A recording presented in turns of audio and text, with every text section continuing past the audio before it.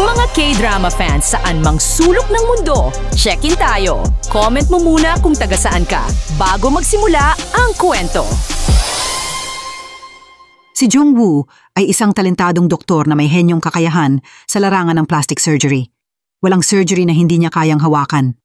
Ang mga normal na tao sa ilalim ng pangibabaw na teknik ni Jung-woo ay magkakaroon ng isang perpektong muka. Iyon ang dahilan kung bakit naging sobrang sikat si Jung-woo sa larangang ito. Gayunpaman, bukod sa kanyang outstanding na talino, si Jung-woo ay isang taong may sobrang lamig na personalidad. Ngunit ang lamig na iyon ay hindi pagmamataas o kayabangan, kundi isang hindi kapani-paniwalang presisyon. Hindi siya kailanman nagpapakita ng anumang ekspresyon sa kanyang mga pasyente na parabang ang perfection ay isang bagay na dapat lang. Nang araw na iyon, may babaeng pumunta sa ospital. Sinabi ng babaeng iyon kay Jung-woo na gusto nitong baguhin ang kanyang buong mukha. Nais nitong maging isang ganap na naiibang tao.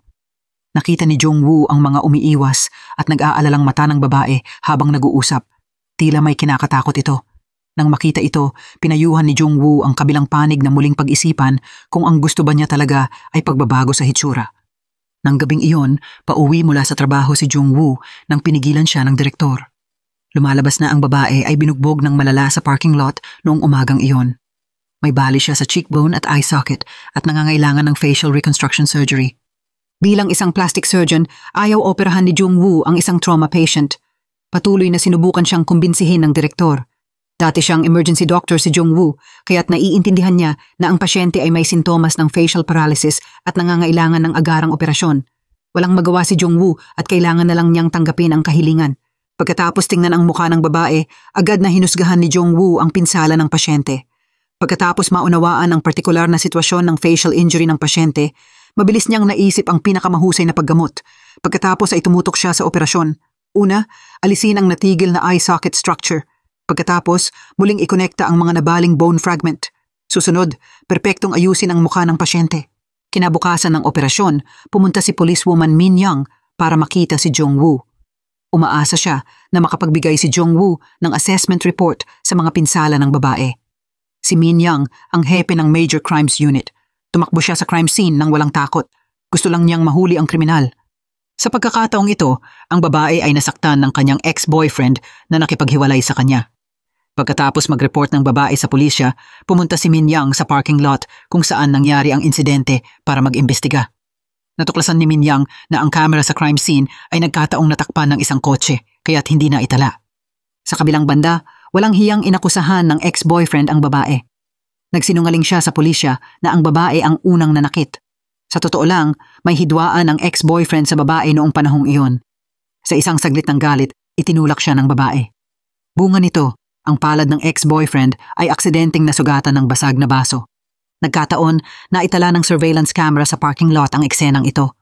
Ikinatuwa ito ng husto ng ex-boyfriend. Nagsinungaling siya na nag-away silang dalawa at inilagay ang lahat ng sisi sa kanyang kasintahan. Ngayon ay nais ni Min Young na magbigay si Jung-woo ng injury assessment report para patunayan na sinadya ng ex-boyfriend na pumatay. Ilang araw na ang nakalilipas, nakilala ni Min Young si Jung-woo. Noon, para mahuli ang isang scammer, nagpanggap si Min Young na isang plastic surgeon. Nagbihis ng sexy si Min Young at pumunta sa isang club. May babaeng lumapit para kausapin si Jung-woo. Sa unang tingin, mukhang mayaman ito. Inilabas nito ang dibdib sa harap ni Jung-woo, mukhang napaka-seductive. Marahang hinawakan lang ni Jung-woo ang mukha ng babae. Agad niyang nalaman na ang babaeng ito ay nagpa-cheekbone surgery, ngunit nasira ito. Agad niyang pinayuhan ang kabilang panig na pumunta sa ospital para ayusin ito.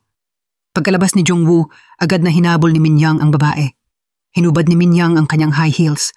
Pagkatapos ng ilang trick, nahuli ni Min Young ang scammer. Dinala ang babae sa police car, ngunit sinigawan nito si Jung-woo at sinabing tingnan muli ang kanyang cheekbone. Sinabi nitong ang doktor na ito ay may kakayahang makakita ng malalim.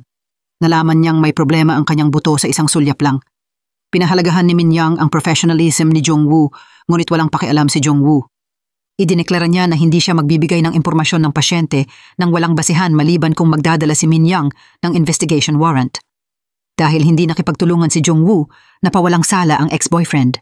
Hindi matanggap ito ni Min Young kaya't nagpa siya siyang sundan ang kabilang panig. Nang araw na iyon, ang babaeng binugbog ng kanyang ex-boyfriend ay na-discharge na sa ospital.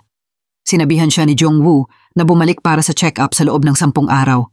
Muling mukhang depressed ang babae. Sinabi niyang hindi niya alam kung mabubuhay pa siya ng isa pang 10 araw. Tunay nga, pagkatapos ma-discharge sa ospital, hinila siya ng kanyang ex-boyfriend papasok sa isang kotse. Nakita ito ni Min Yang at sumakay sa kotse ni Jong-woo.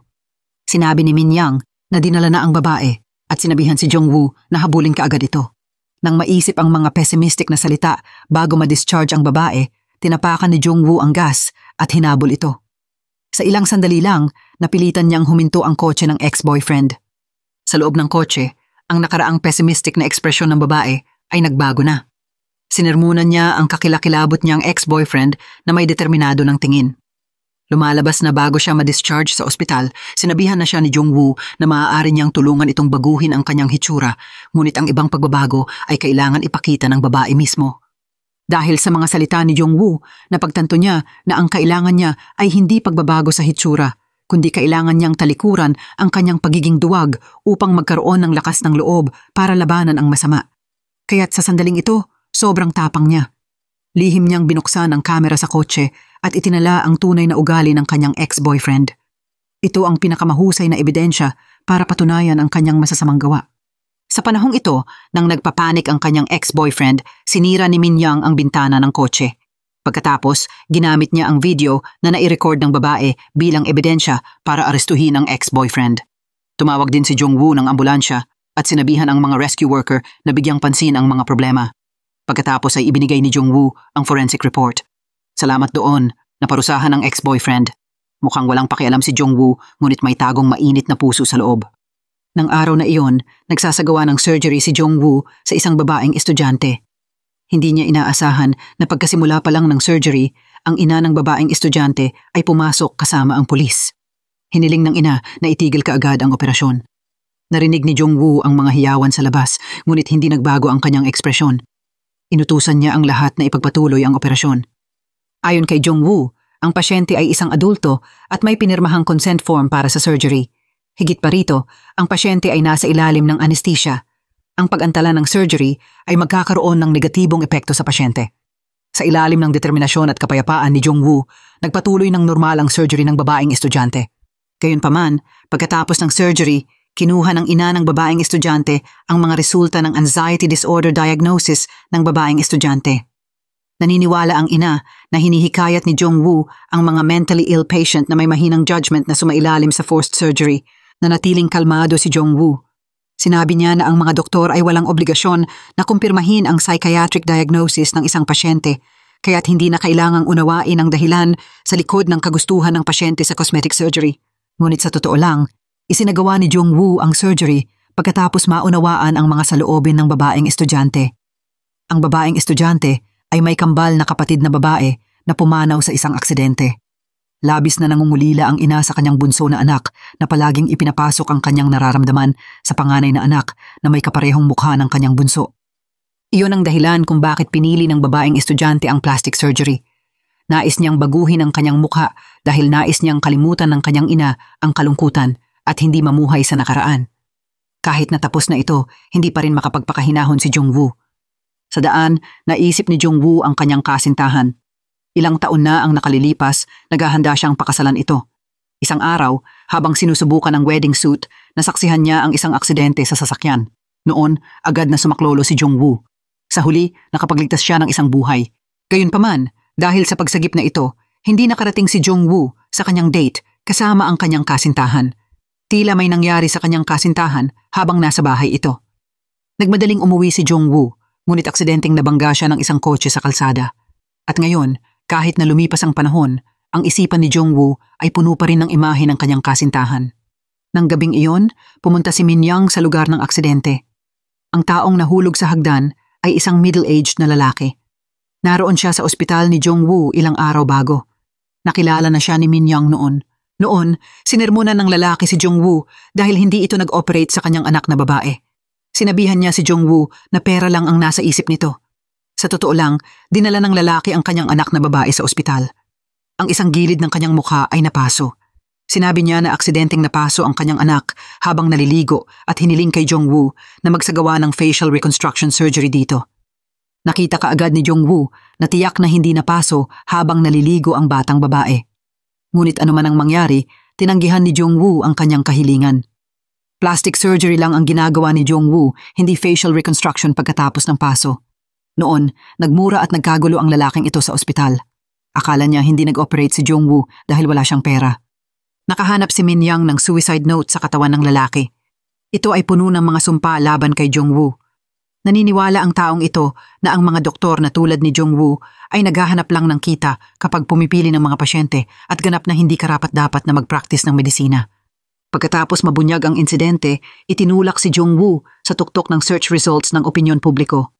Nag-alala si policewoman Min Young para kay Jong-woo. Gayunpaman, mukhang kalmado si Jong-woo na parang isang robot. Tila waring hindi niya pinapansin ang kanyang haharapin. Ngunit di nagtagal, ang mga negatibong epektong dulot ng opinyon publiko ay lumitaw ng sunod-sunod.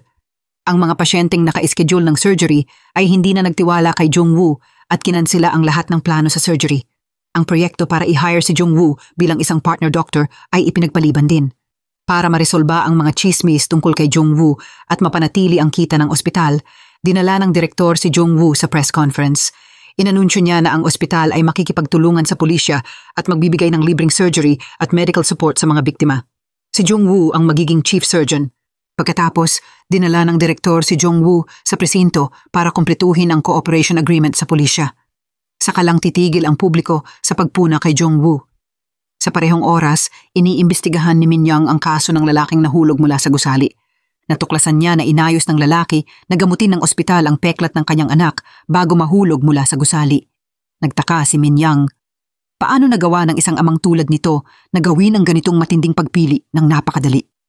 Natuklasan din ng mga superior na ang lalaki ay na-diagnose na may terminal cancer bago siya pumanaw. Nag-aalangan pa rin si Min Young at humingi ng mga clue sa anak na babae. Punong-puno ng pagdaramdam ang batang babae sa kanyang ama. Noong taong iyon, umalis ng bahay ang kanyang ina. Uminom ng alak ang kanyang ama hanggang sa malasing dahil sa sakit ng puso, pagkatapos ay aksidenteng nasugatan ang kanyang mukha. Sa loob ng maraming taon, nagkaroon ng pagkakasala ang ama tungkol dito. Gayunpaman, kahit gaano pa niya pagsisihan, hindi na mababayaran ang nasirang buhay ng batang babae. Ngayon ay umaasa na lang ang batang babae na matapos na ang investigasyon. Kung hindi, ang kanyang paso ay ipapakita sa buong mundo. Sinabi ni Min Young na maaari niyang ilagay ang kanyang sarili sa lugar ng batang babae at maunawaan ang nararamdaman nito. Dahil ang mga kamag-anak ni Min Young noon ay katulad lang nito, ayaw din ni Min Young na ang mga kakilakilabot na bagay na nangyari sa kanyang mga kamag-anak ay makaapekto sa kanyang buhay. Ngunit ngayon, nagpa siya si Min Young na harapin ang katotohanan at imbestigahan ang kasong ito hanggang sa wakas. Habang iniimbestigahan ang kasong ito, may isa pang kaso ang nangyari sa isang internet cafe. Mabilis na pumunta si Min Young sa lugar ng krimen. Ayon sa testimonya ng biktima at ng kanyang boyfriend, ang mga empleyadong nagtatrabaho sa internet cafe ay palihim na nakatingin sa mga paa ng babae.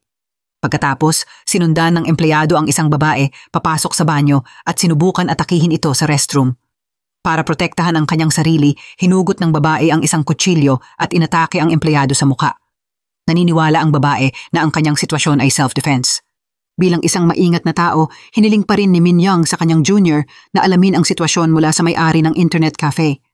Akala ng may-ari na si empleyado Amin ay isang introvert. Nalulung siya sa mundo ng pagpipinta araw-araw. Bukod pa rito, kamakailan lang ay nagreklamo ang ilang customer na may lalaking palaging sumisilip sa women's restroom. Tila nakilala na si Amin bilang isang suspect. Pagkatapos ng insidente, ayon sa cooperation agreement na nilagdaan sa Plastic Surgery Hospital, nasugatan sa mukha si Amin at dinala sa ospital kung saan nagtatrabaho si Jong-woo. Kailangan tahiin ang sugat sa mukha ni Amin. Para maipagpatuloy ang investigasyon matapos ang pagtatahi, pumasok si Min Young para mangalap ng ebidensya. Hiniling ni Jong-woo na lumabas ito dahil ito ay isang ospital. Sa harap ng kanyang pasyente, walang sino man ang maaaring makagambala sa paggamot. Habang nagsasagawa ng diagnosis at paggamot, napansin ni Jong-woo na ang kamay ni Amin ay mahigpit na kumakapit sa laylayan ng kanyang shirt. Ang kanyang dibdib ay tila umumbok sa ilalim ng kanyang shirt. Natuklasan ni Jong-woo sa isang tingin lang na si Amin ay nagpa-breast surgery at siya ay isang transgender. Ngunit ngayon, dahil sa side effects ng surgery, si Amin ay may malubhang impeksyon sa dibdib.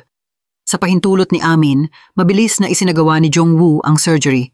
Inalis niya ang mga pekeng suso sa dibdib ni Amin. Habang nagpapatuloy ang surgery, nagsagawa si Min Young ng mas detalyadong pagsusuri sa kaso.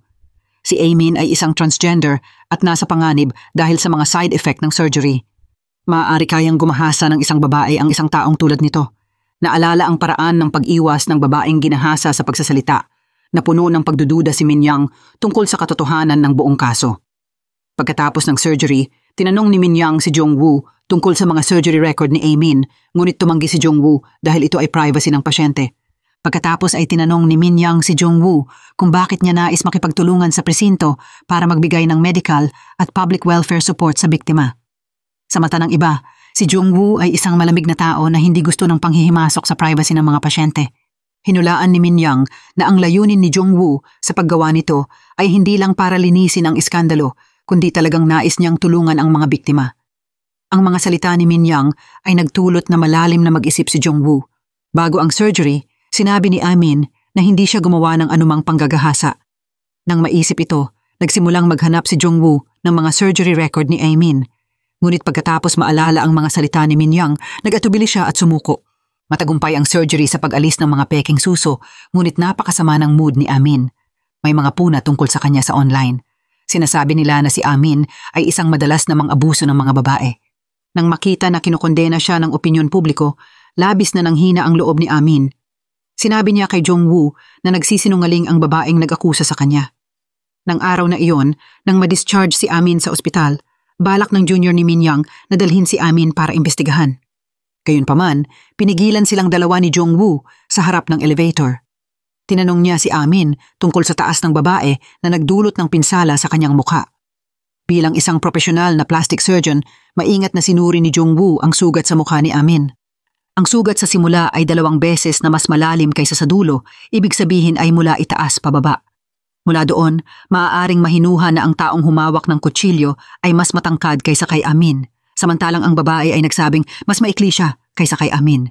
Nakita rin ni Minyang ang mga bahid ng dugo sa sapatos ng boyfriend ng babae. Tunay nga, ipinakita ng pagsusuri na ang mga bahid ng dugo sa sapatos ay kay Amin. Natukoy na ito ay aksidenteng pumutok nang mabilis na iwagayway ang sandata. Sa ibang salita, ang boyfriend ay naroon sa lugar ng krimen nang mangyari ito. Ngunit ayon sa boyfriend mismo, pumasok siya sa banyo pagkatapos marinig ang hiyawan ng kanyang kasintahan. Maliwanag, nagsisinungaling ang boyfriend. Batay doon, pinaghinalaan ni Minyang na ang boyfriend ng babae ang tunay na salarin na umatake kay Amin at ang sanhi ng insidente ay maaaring hindi dahil ginahasa ni Amin ang babae. Kinabukasan, nahuli ni Minyang ang boyfriend. Sinabi niya ang ebidensyang hawak niya sa interrogation room. Sa ilalim ng iba't ibang ebidensya, hindi napigilan ng boyfriend na sabihin ang totoo. Lumalabas na naglalaro siya ng mga laro sa internet cafe noong araw na iyon at aksidenteng nabuhos ang beer sa sahig. Pumunta si Amin para linisin na nagdulot na pansamantalang madistract siya at matalo sa laro. Pagkatapos, pumunta ang kanyang kasintahan sa restroom. Naghihintay sa labas si Amin. Hindi inaasahan, biglang sumugod ang boyfriend at inatake si Amin sa mukha gamit ang isang kutsilyo. Ang dahilan ay dahil naistorbo siya ni Amin at ikinatatalo niya sa laro. Para makatakas sa krimen, humingi siya ng tulong sa kanyang kasintahan. Nagkasundo ang dalawa na magtanghal ng isang eksena ng pag-atake. Sa makatuwid, ang pag-atake kay Amin ay maaaring ituring na self-defense. Pagkatapos marinig ang kwento ng boyfriend, agad na sinampahan ni Minyang ng kaso ng intentional injury. Nang gabing iyon, bumalik si Amin sa ospital at ibinigay ang kanyang painting kay Jongwoo. Pinasalamatan niya si Jongwoo sa hindi pagbubunyag ng kanyang mga surgery record at ng kanyang pagkakakilanlan bilang transgender. Ang ekspresyon ni Jongwoo ay nanatiling kalmado gaya ng dati, ngunit mainit ang kanyang pakiramdam sa loob. Sa parehong oras, hiniling ni Jongwoo kay Amin na maaga niyang matupad ang kanyang pangarap na maging isang pintor. Narinig ni Minyang sa presinto na si Jongwoo ay dating isang emergency doctor. Ikinuwento na lumipat si Jongwoo mula sa emergency department patungo sa plastic surgery dahil ang plastic surgery ay hindi nangangailangan ng sobrang panghihimasok sa privacy ng pasyente. Marahil ito ay bagay sa kalmadong personalidad ni Jongwoo. Pag-iisip kung paano nagsalita ng tapat si Jongwoo sa klinika nang tulungan niya itong habulin ang nang-agaw sa biktima, naisip ni Minyang na ang puso ni Jongwoo ay maaaring naiiba sa kanyang hitsura. Ang kaso na umalis sa mundong iyon ng gabing iyon ay umusad.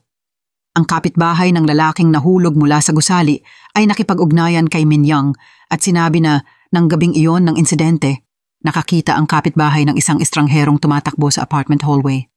Mukhang naguluhan si Minyang. Kung ang misteryosong lalaking ito ang tunay na pumatay, kung gayon bakit siya may kinalaman kay Jong-woo?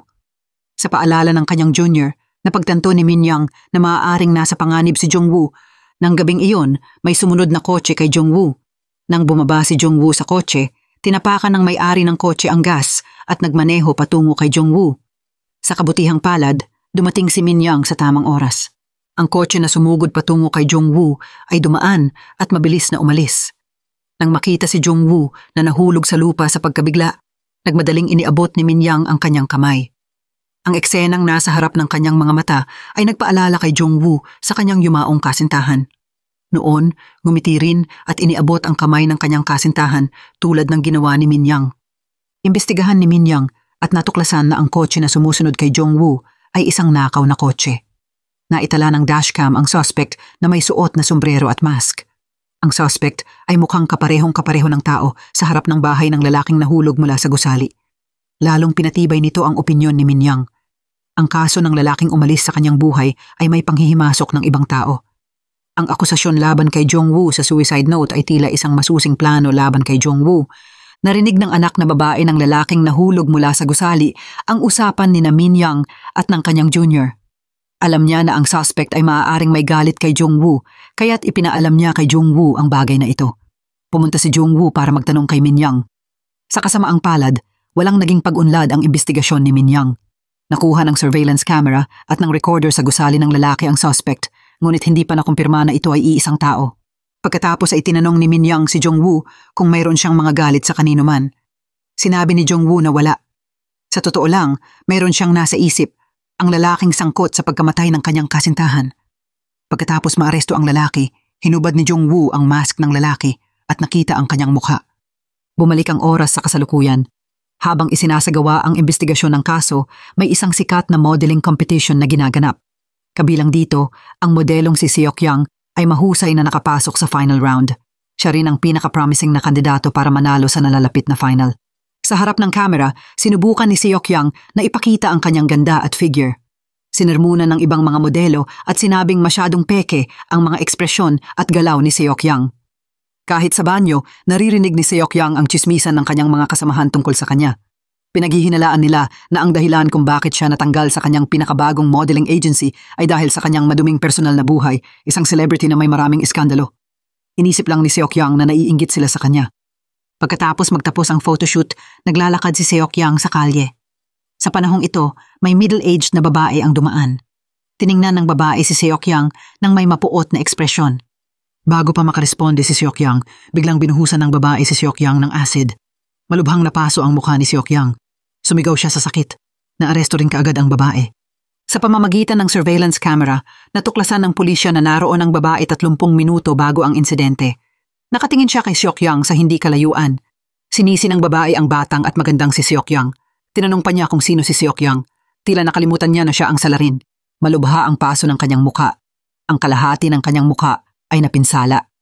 Habang tinitingnan ang magagandang litrato na kinuha kaninang umaga, hindi mapigilan ni Seok-yang ang pag-iyak. Wala siyang ideya na binuhusan siya ng acid ng babae. Hindi niya maintindihan kung bakit ginawa iyon ng kabilang panig. Dahil sa uri ng insidente, inilipat si Seok-yang sa plastic surgery hospital ni Jong-woo bilang isang biktima. Nagkataon, nagpa-cheekbone surgery na kay Jong-woo si Seok-yang noon. Ipinagpaalala niya na kailangang alisin ang peking buto sa loob ng kanyang cheekbone. Gayunpaman, ang pinaka-inaalala ni Seok-yang ay kung magkakaroon ba ng peklat sa kanyang muka pagkatapos ng surgery. Hindi madali para sa kanya na makarating sa final ng modeling competition kaya't ayaw niyang ma-eliminate dahil sa hindi inaasahang aksidenteng ito. Walang pakialam na sinabihan ni Jong-woo si Seok-yang na tumigil sa pag-iyak. Ang nasugatang bahagi ng kanyang muka ay hindi dapat maimpeksyonan. Natakot si Seok-yang at umaasang ma-hospitalize, ngunit malamig na sinabi ni Jong-woo na kung maaari siyang ma-hospitalize o hindi ay hindi niya desisyon. Bukod pa rito, binalak ni Jong-woo na gawin si Seok-yang na huling biktima na makatatanggap ng libreng serbisyo. Pagkatapos ng surgery ni Seok-yang, hindi na siya gagawa ng ganitong charity work. Agad na nagsimula ng surgery si Jong-woo. Marahan niyang inalis ang peking buto mula sa mukha ni Seok-yang. Sa parehong oras, imbestigahan ni Minyang at walang nakitang ebidensya na sinadyang inatake ng babae si Seok-yang. Tila ang buong insidente ay isang aksidente. Ngunit sa susunod na pag-i-interrogate, binanggit ng babae ang kanyang asawa. Sinabi niya na nagkaroon ng affair ang kanyang asawa at ang kinakasama ay maaaring si Seok Yang. Gayunpaman, iginiit ni Seok Yang na hindi siya kailanman naging kabit. Pagkatapos ay pumunta si Min Yang sa asawa ng babae. Ang mga salita ng asawa ay kabaligtaran ng sa asawa. Sinabi niya na wala siyang kinalaman kay Seok Yang. Meron siyang kinakasama, ngunit ang kinakasama ay ibang babae, hindi si Seok Yang.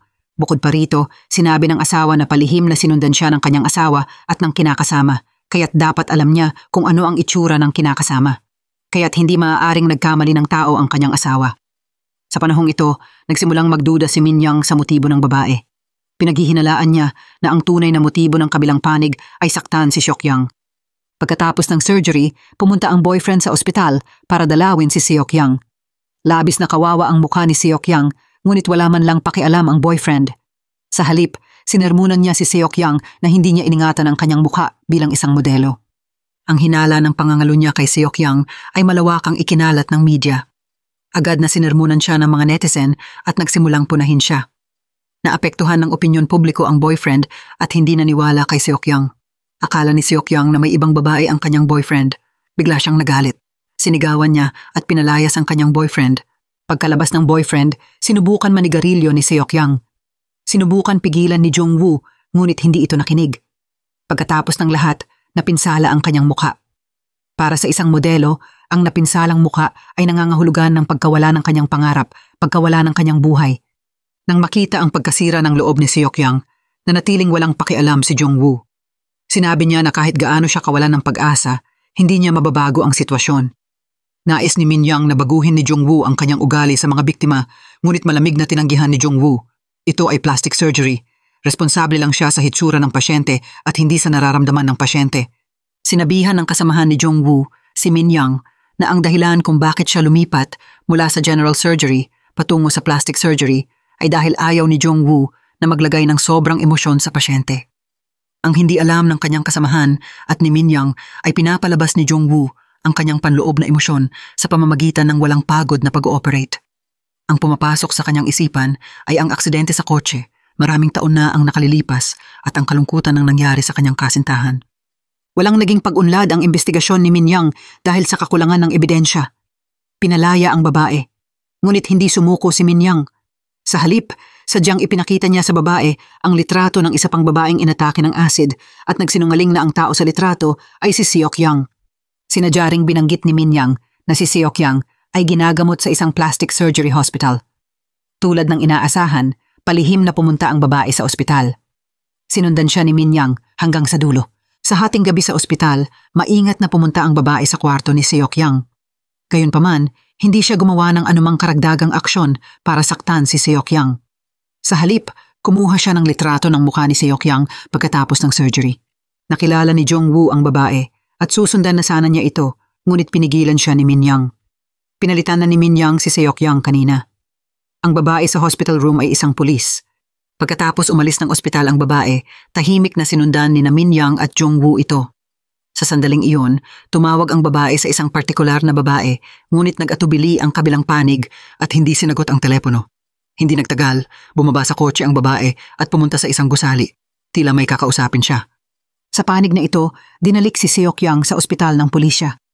Napansin ni Jung Woo na maputla ang kanyang mukha at malabo ang kanyang mga mata. Sa daan pa uwi, nakakita siya ng video ni Seok Yang na nakikipagkumpetensya sa malaking screen sa plaza. Naalala ang kanyang malabong mga mata, nagmadaling nagmaneho pabalik sa ospital si Jung Woo. Sa ospital, patuloy na umiiyak si Seok Yang. Nang bumalik si Jung Woo, ang nasa kwarto na si Seok Yang ay nawala na. Nakita ni Jung Woo na ang elevator ay kakaratig lang sa top floor. Napagtanto na may negatibong iniisip si Seok Yang, nagmadaling umakyat doon si Jung Woo. Sa panahong ito, sa rooftop, naalala ni Seok Yang ang kanyang kagandahan noong nakikipagkumpetensya siya at pagkatapos ay naisip ang kanyang kasalukuyang sitwasyon. Ganap siyang nawalan ng pananalig sa buhay. Hinawakan ni Jung Woo si Seok Yang at napapanahong nailigtas siya. Kawawa si Seok Yang. Akala niya wala nang saysay ang buhay pagkatapos niyang mawala ang kanyang mukha. Sinabi ni Jung Woo na hindi malulutas ng kamatayan ang anumang bagay. Ang pagbubuhay lang ang magbibigay ng pag-asa. Saka lang nila mahahanap ang kahulugan ng buhay. Ang mga salita ni Jung-woo ay nagpatigil kay Seok-yang ng sandali. Tama, buhay pa siya.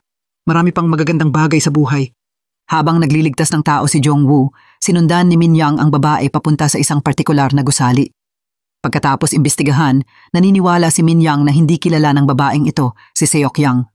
Ang dahilan kung bakit siya nagbuhos ng acid ay malamang dahil sulsulan siya ng ibang tao. Tunay nga, pumunta ang babae para makita ang isang babae at iniulat na mahusay niyang natapos ang misyon. Gaya ng nahulaan ni Min-yang, ang babae ay sulsulan ng babaeng ito. Ayon sa nakaraang kasunduan, binigyan ng babaeng ito ang babae ng pera. Kinuha ng babae ang pera ngunit ayaw umalis. Iwinagayway pa ng babae ang mainit na tasa ng tsaa at sinubukang ibuhos ito sa mukha ng babae. Napapanahong naiprotektahan ng babae ang kanyang mukha. Tumigil na lang sa pagngiti ang babae. Pagkatapos ay kumuha ito ng recording pen. Naitala ang lahat ng sinabi ng babae. Galit na sinabi ng babae na walang hiya ang babae. Hiningan ng babae ang babae ng mas maraming pera. Pagkatapos makuha ang pera, masayang-masayang sumakay sa kotse ang babae. Nang gabing iyon, nakuha ni Min-yang ang kamera ng taxi at nakita ang babaeng may hawak na malaking halaga ng pera. Ipinagpatuloy ni Min-yang ang pagsisiyasat at natuklasan na ang babae ay isang housewife sa pamilya ng babae. Ang babae ay ang asawa ng isang model agency representative at noong nakaraang taon, si Seok-yang ay isang modelo para sa kumpanyang ito. Naniniwala si Min-yang na may nangyari sa kumpanya na nagdulot na umalis si Seok-yang, na nagdulot ng acid attack incident na ito. Pagkatapos iligtas si Seok-yang, puno ng mga saloobin si Jung-woo at pumunta sa fencing para maglabas ng stress. Pagkatapos mag-fencing, uminom ng mag-isa si Jung-woo. Ang kanyang isipan ay puno pa rin ng mga bagay na may kinalaman sa kanyang kasintahan. Nang malasing si Jung-woo, tumawag si Min-yang. Nang makita na sobra ang nainom ni Jung-woo, sinagot ng bar owner ang telepono. Nakatanggap ng balita si Min-yang at nagmadaling sumundo kay Jung-woo. Sa panahong ito, ang kaibigan ni Jung-woo na abogado ay naghihintay sa kanya sa parking lot. Dinala ni Min-yang si Jung-woo sa parking lot. Tinanong ng kaibigang abogado si Min-yang tungkol sa plastic surgery project ng biktima. Kailan matatapos si Jung-woo? Hindi makapagbigay ng eksaktong time limit si Min-yang. Ipinagpaalala ng kaibigang abogado na kapag kailangang harapin ni Jung-woo ang biktima, hindi siya magiging maganda ang pakiramdam dahil siya mismo ay isang biktima ng krimen. Lumalabas na 7 taon na ang nakalilipas na wala ni Jung-woo ang kanyang nobya dahil sa isang kriminal na kaso. Akala ng kaibigang abogado na kung patuloy na makikipag-ugnayan si Jung-woo sa mga biktima, ang sugat na sinubukan itago ni Jung-woo ay muling lalabas. Nang gabing iyon, dinala ng kasamahan si Jung-woo sa bahay. Habang tinitingnan ang lasing na si Jung-woo, napabuntong hininga na lang ang kasamahan. Hindi niya alam kung gaano katagal bago makalimot si Jung-woo sa sakit. Patuloy pa rin ang pagsisiyasat ng kaso. Kinabukasan, nakatanggap ng balita si Min-yang. Madalas bumisita ang isang lalaki sa hospital room ni Seok-yang. Mula sa mga salita ng lalaki, natuklasan ni Min-yang ang dahilan sa likod ng buong insidente. Ang anak na babae ng lalaki ay kaibigan ni Seok-yang. Parehong modelo sila para sa iisang kumpanya noon. Akala ng lalaki na ang acid attack incident ay maaaring may kinalaman sa representative ng kumpanya. Pagkatapos ay sinundan ni Min-yang ang mga clue at natuklasan na ang representative ay sinampahan ng kaso sa paggahasa sa modelo. Ngayon ang representative ay nasa bilangguan at ang ginahasa na modelo ay piniling iwanan ang mundong ito. Sinabi ni Min-yang kay Seok-yang ang kanyang nalaman. Naniniwala si Min-yang na kasangkot din si Seok-yang sa paggahasa ng ahente. Umaasa si Min-yang na sasabihin ni Seok-yang ang totoo tungkol sa nangyari noong panahong iyon para makuha ang hustisya para sa kanyang best friend. Habang nag-aatubili si Seok-yang, pumunta ang babae sa plastic surgery hospital. Binalak niyang gamitin ang perang ibinigay sa kanya ng asawa ng ahente para sa plastic surgery. Sa panahong ito, hinuli ng junior ni Min-yang ang babae. Kagabi lang nang matukoy ni na Min-yang at ng junior ang kinaroroonan ng babae. Nagkukunwaring nagsisinungaling pa rin ang babae sa takot. Nagsinungaling siya na ang pera ay bonus ng asawa ng ahente. Direktang ipinakita ng junior ang ebidensya na kinukumpirma na pumasok ang babae sa hospital room kagabi at kumuha ng mga larawan ng biktima. Sa makatuwid, naaresto ang babae. Sa parehong oras, hinarangan ni Min-yang ang daan ng asawa ng ahente. Dinala ito ni Min-yang at inakusahan ng pagtulong sa pananakit sa iba. Sa presinto, agad na nagkumpisal ang babae. Para protektahan ang kanyang sarili, ibinigay niya ang recording device na nagtala ng usapan nila ng asawa ng ahente. Sa parehong oras, inamin niya na ang lahat ay sulsulan ng asawa ng ahente. Kinuha rin niya ang voicemail sa pagitan ng asawa ng ahente at ng kanyang sarili. Naglalaman ito ng isang detalyadong plano ng krimen. Para sa kanilang dalawa, may sapat na ebidensya. Kaya't walang magawa ang asawa ng ahente kundi sabihin ang totoo sa pulisya. 1 taon na ang nakalilipas, ginahasa ng ahente ang modelo. Nalaman ni Seok Yang ang insidente at nag-report. Di nagtagal, ang ahente ay ipinadala sa bilangguan dahil dito. Para makaganti, nagpa siya ang mag-asawa na atakihin si Seok Yang. Di nagtagal, ang kanilang masasamang gawa ay nabunyag ng media. Pagkatapos panoorin ang balita, hindi napigilan ni Seok Yang ang pag-iisip tungkol sa nakaraan. Noon, aksidenteng nakakita si Seok Yang sa ahente na ginagahasa ang kanyang kaibigan. Hindi tumayo si Seok Yang para protektahan ang kanyang kaibigan, ngunit sa totoo lang, palihim niyang kinunan ng video ang eksena sa harap niya. Ngayong alam na niya ang pagkakakilanlan ng instigator, palihim na kinuha ni Seok Yang ang gunting ng NARS at itinago ito sa kanyang katawan. Sa kabilang banda, ipinakita ng kasamahan kay Jong-woo ang balita tungkol sa kaso ni Seok Yang. Tila waring walang pakialam pa rin si Jong-woo. Nalaman ng kasamahan na tinitingnan ni Jong-woo ang mga larawan ng mga facial injury ni Seok Yang. Maliwanag na nag-aalala siya sa pasyenteng ito. Pagkalabas ng opisina, nakakita si Jong-woo na nagpalit ng sombrero si Seok Yang at aalis na. Nakakita rin siya ng gunting na itinago nito sa bulsa. Sa paghihinalang gagamitin nito ang gunting para saktan ang asawa ng representative na nagsulsol ng krimen, ipinagpaalala ni Jong-woo na ang layunin ng gunting ay para palitan ng benda at hindi nito masasaktan ng sinuman. Umaasa siya na hindi mag-aaksaya ng panahon si Seok Yang sa mga walang kwentang bagay. Tila depressed si Seok Yang. Akala niya na hindi na kailanman mawawala ang mga peklat sa kanyang mukha. Nagbigay ng isa pang mainit na paalala si Jong-woo na ang peklat ay maaaring hindi ganap na maalis, ngunit maaari itong takpan ng skin graft. Pinayuhan niya si Seok Yang na huwag gumawa ng anumang kalokohan. Ang tunay na paraan para makaganti ay ang mabuhay ng maayos, sa halip na sumuko sa buhay tulad ng gusto ng pumatay. Ang mga salita ni Jong-woo ay nakahikayat kay Seok Yang. Tama nga. Kung gugustuhin niyang maghiganti dahil sa galit, hindi ba't iyon mismo ang gusto ng asawa ng ahente? Pagkatapos ay tinanggap ni Seok Yang ang alok ni Jong-woo at sumailalim sa skin graft. Naghihintay si Min Yang sa labas ng operating room. Sa pagkakataong ito, kusang inabot ni Jong-woo ang mga surgery record kay Min Yang. Nagpasalamat si Min Yang kay Jong-woo. Kahit na nahuli na ng pulisya ang kriminal, hindi nila matutulungan ang biktima na maibalik ang hitsura at ang pagkakaroon ng isang plastic surgeon ay sa ilang lawak ay nakaligtas sa biktima. Sa opinyon ni Min Yang, ang facial reconstruction ay napaka-helpful para sa mental recovery ng biktima. Ang plastic surgeon na nagpagaling ng sugat ay tumulong din sa pasyente na pagalingin ang mga peklat sa loob ng kanilang kaluluwa. Pagkatapos magsalita ni Min Yang, may ekspresyon pa ring walang kinalaman sa kanya si Jong-woo. Agad na isiniksik ni Min Yang ang tsokolate sa bag ni Jong-woo at sinabihan si Jong-woo na magdagdag ng asukal at huwag panatilihin ang isang tense na ekspresyon. Pagkatapos sumailalim sa skin graft surgery, bumalik si Seok Yang sa final round ng modeling competition. Bagamat hindi perpekto ang mukha ni Seok Yang sa pagkakataong ito, ang kanyang buong katauhan ay naglalabas ng kumpiyansa at lakas ng loob na hindi niya dating taglay. Sa panayam, binanggit ni Seok Yang ang payo ng kanyang surgeon dahil sa sinabi ng doktor, nagpasya siyang huwag hayaan ang mga kriminal na magpasya sa kanyang buhay. Hindi na niya itinago ang kanyang mga peklat at hinayaan ang lahat na makita ang lakas ng loob at kagandahan sa kanyang puso. Sa final round ng evaluation, nabigo si Seok Yang sa kompetisyon ng nakakagulat. Gayunpaman, para hikayatin ang hindi natitinag na diwa ni Seok Yang, pinili siya ng isang sikat na kumpanya ng pabango bilang kinatawan nito. Para kay Seok Yang, ito ay tiyak na isang muling pagsilang. Nang makakita ng mga resulta ng kompetisyon, ang mga tao sa presinto at sa ospital ay pumalakpak para kay Seok Yang. Ang pinaka-excited sa kanila ay si Jong-woo.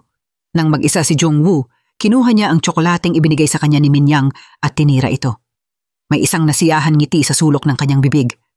Nang gabing iyon, ang misteryosong lalaking pinaghihinala ang pumatay sa gusali ay muling sumunod kay Jong-woo. Natuklasan ni Jong-woo ang lalaki at pinatumba siya. Hindi inaasahan, humugot ito ng kutsilyo at tumakas. Sa parehong oras, natuklasan ni Min Yang na may hinahabol si Jong-woo at hinabol niya ito. Tinawag ng misteryosong lalaki sa likod ang pangalan ni Min Yang. Pagkatapos ay hinubad niya ang kanyang maskara para ipakita ang kanyang mukha. Labis na nagulat si Min Yang. Ang kausap ay ang kanyang kapatid. Ilang taon na ang nakalilipas noong naging patrol officer si Min Yang sa lugar. Ang unang report na natanggap niya noon ay isang pagpatay sa isang apartment building. Ang pinaghihinalaang pumatay ay ang kapatid ni Min Yang. Naniniwala ang pulisya na ang kuya ni Min Yang ay gumamit ng droga, pumasok sa katabing bahay at inatake ang isang batang babae. Dahil may sapat na ebidensya at may criminal record ang kuya ni Min Yang, agad siyang inaresto. Pagkatapos maaresto, sumigaw ang kuya ni Min Yang na siya ay napagbintangan at hiniling kay Min Yang na tulungan siyang imbestigahan muli. Gayunpaman, ayaw makisalamuhan ni Min Yang sa isang masamang kapatid na tulad nito. Sa detention center, sinermunan niya ang kanyang kapatid at nagmadaling umalis. Ngayon, tinanong ni Min Yang ang kanyang kapatid kung bakit niya sinusundan si Jong-woo. Ipinaliwanag niya na ang kanyang buhay ay nasira dahil kay Jong-woo. Noon, tila kasangkot si Jong-woo sa kaso ng kuya ni Min Yang. Hindi pa rin nakinig si Min Yang sa paliwanag ng kanyang kapatid at sinubukan siyang pusasan sa pamamagitan ng puwersa. Ngunit hindi tumanggap ang kanyang kapatid. Sa pagtatalo, na-counterattack si Min Yang. Sa huli, nakatakas ang kuya ni Min Yang. Sa panahong ito, hinabol ni Jong-woo at tinanong si Min Yang kung nakakita ba siya ng mukha ng misteryosong lalaking iyon. Pagkatapos ng ilang pag-aatubili, pinili ni Min Yang na manatiling tahimik. Ayaw niyang malaman ng sino man ang tungkol sa kanyang relasyon sa kanyang kapatid. Napansin ni Jong-woo na nasugatan ang braso ni Min Yang. Kailangang gamutin kaagad ang sugat. Gayunpaman, napakatigas ng ulo ni Min Yang. Paulit-ulit niyang iginiit na ayos lang siya. Hindi pinansin ni Min Yang ang sugat at nagmadaling umalis. Nalaman ni Min Yang na ang araw ng paglaya ng kanyang kapatid mula sa bilangguan ay ang araw din ng pagkamatay ng lalaki mismo. Pumunta si Min Yang para makita ang anak na babae ng lalaki. Sinabi ng batang babae kay Min Yang na ang lalaki ay lumitaw sa libing ng kanyang ama. Sa panahong ito, nagsimulang maghinala si Min Yang na ang kanyang kapatid ay may kinalaman sa kasong ito. Sinuri ni Jong-woo ang surveillance camera at nakita na ang lalaking sumusunod sa kanya ay may hawak na kutsilyo. Naalala ni Jong-woo ang mga sinabi ni Min Yang. Pinaghinalaan niyang ang lalaki ay ang kuya ni Min Yang na si Jin-suk na may galit sa kanya. Siyempre, hindi alam ni Jong-woo ang relasyon ni Min Yang at Jin-suk. Nagtungo si Jong-woo sa presinto at nagtanong tungkol sa mga record ng paglaya ni Jin-suk. Sa kasamaang palad, tumanggi ang pulisya. Biglang tumawag si Min Yang. Hindi sinasadyang naiwan niya ang kanyang telepono sa ospital ni Jong-woo. Sinabihan ni Jong-woo si Min Yang na pumunta sa kanyang bahay para kunin ito, kaya wala siyang magawa kung hindi pumunta doon. Sa elevator ng gusali ni Jong-woo, nakasalubong ni Min Yang ang isang delivery rider.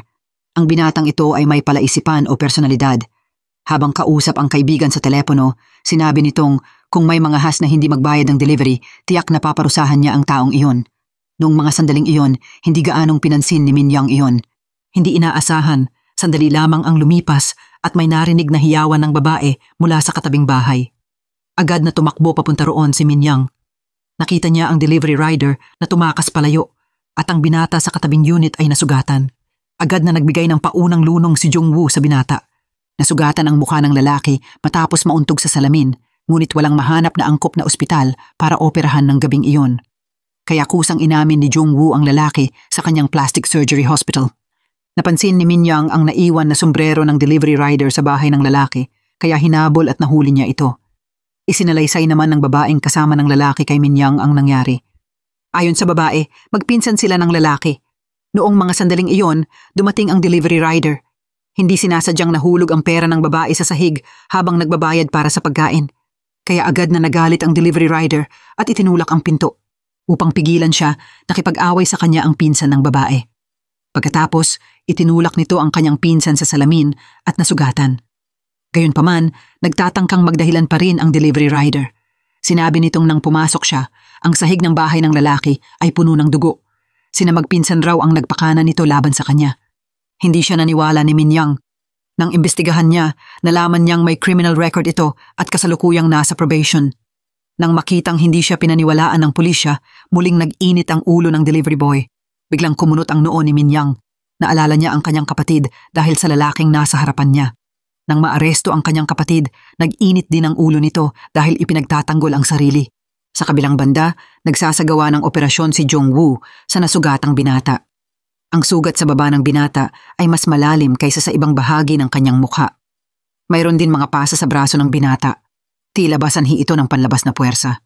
Nakita ng direktor ang kabaitan ni Jong-woo sa pasyente. Dati na nilang pinagkasunduhan na 3 tao lamang ang tatanggapin para sa libreng charity surgery. Ngunit ang binatang ito na ang ika-4 na tao. Naniniwala ang direktor na ang ginawa ni Jong-woo ay likas na instinct ng isang doktor. Sa kabilang banda, nagpatuloy si Min Yang sa pagkuha ng salaysay ng nasugatang lalaki. Ang mga salita ng binata ay katulad ng sa kanyang pinsan. Pareho nilang sinabing impulsive ang delivery rider. Hindi ito pinagdudahan ni Minyang.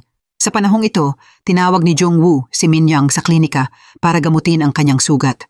Sa proseso, ikinuwento ni Jong-woo sa kanya ang tungkol sa lalaking sumusunod sa kanya at sinabing may isang suspek. Hiningi niya ang tulong ni Minyang para kumpirmahin kung nakalaya na ba ang nasabing tao mula sa bilangguan. Upang hindi matuklasan ang kanyang relasyon sa kanyang kapatid, agad na tumanggi si Minyang kay Jong-woo. Nabanggit pagkatapos ni Jong-woo ang nasugatan at ipinakita kay Minyang ang piraso ng salamin na kinuha mula sa baba ng binata. Ito ang pinakamalalim na sugat sa mukha ng binata. Ang hugis at direksyon ng sugat ay naiiba rin sa ibang mga sugat. Pinaghihinalaan ni Jong-woo na ang sugat sa kanyang baba ay hindi sanhi ng salamin, kundi ng isang atake. Sa panahong ito, nagsimulang magduda si Minyang sa tunay na katangian ng buong kaso. Pagkatapos, pumunta siya sa bahay ng binata para mangalap ng ebidensya. Sa loob ng bahay ng binata, nakakita si Minyang ng isang malapit na larawan ng binata at ng kanyang sinasabing pinsan. Napagtanto niya na ang kanilang relasyon ay hindi normal. Sa kabilang banda, matagumpay ang operasyon ng binata. Pagkatapos ng operasyon, tinanong ng pinsan ang tungkol sa doctor's report. Ayon sa mga regulasyon, ang pangunahing doktor ay dapat mag-analisa ng mga pinsala ng biktima, isulat ito sa report at iabot sa pulisya.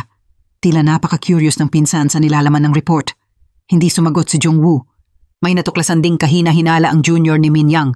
Ipinakita ng kamera ng gusali na hindi kailanman umalis ang binata mula nang pumasok siya sa gusali. Bilang karagdagan, matapos makipag-ugnayan sa kanyang pamilya, natuklasan ng junior ni Minyang na ang binata ay walang kamag-anak sa Seoul. Sa panig na ito, nakakita si Jong-woo ng isang wiretap o lihim na ikinabit ng isang tao sa ilalim ng kanyang mesa.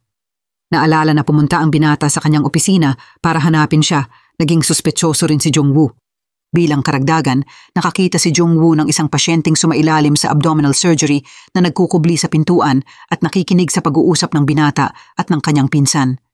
Sinabi ng lalaking sumailalim sa abdominal surgery kay Jong-woo na magkaklase sila ng binata. Ang sinasabing pinsan ay hindi niya pinsan, kundi isang trainee teacher sa paaralan. May hindi pangkaraniwang relasyon sa pagitan nilang dalawa. Nang hapong iyon, pinalabas na sa ospital ang binata. Nagpunya ng mag-isa si Minyang sa bahay ng binata at ng kanyang pinsan.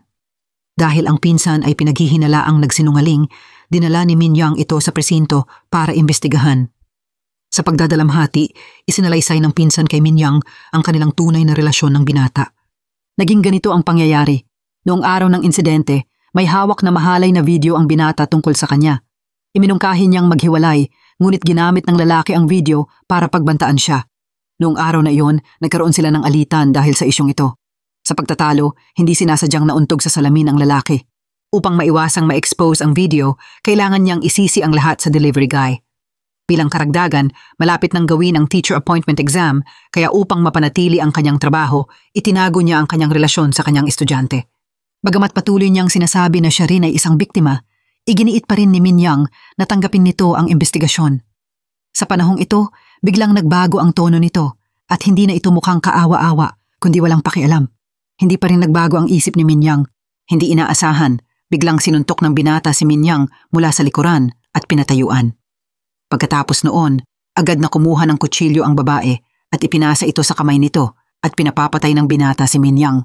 Sa panahong ito, umalingaw-ngaw ang doorbell. Dumating na si Jong-woo. Kanina lamang, mula sa mga salita ng abdominal surgery patient, nalaman ni Jong-woo na ang pamilya ng babae ay napakabantog. Ito ay sobrang istuborin at suwail. Dati, ang isang dating kaklase ay kumalat ng chismis tungkol sa relasyon nito sa estudyante. Di nagtagal, ang kaklaseng iyon ay pumanaw na. Noong mga panahong iyon, may mga chismis na ito at ng kanyang estudyante ay tinawag ang kaklase sa rooftop at itinulak ang estudyanteng ito pababa.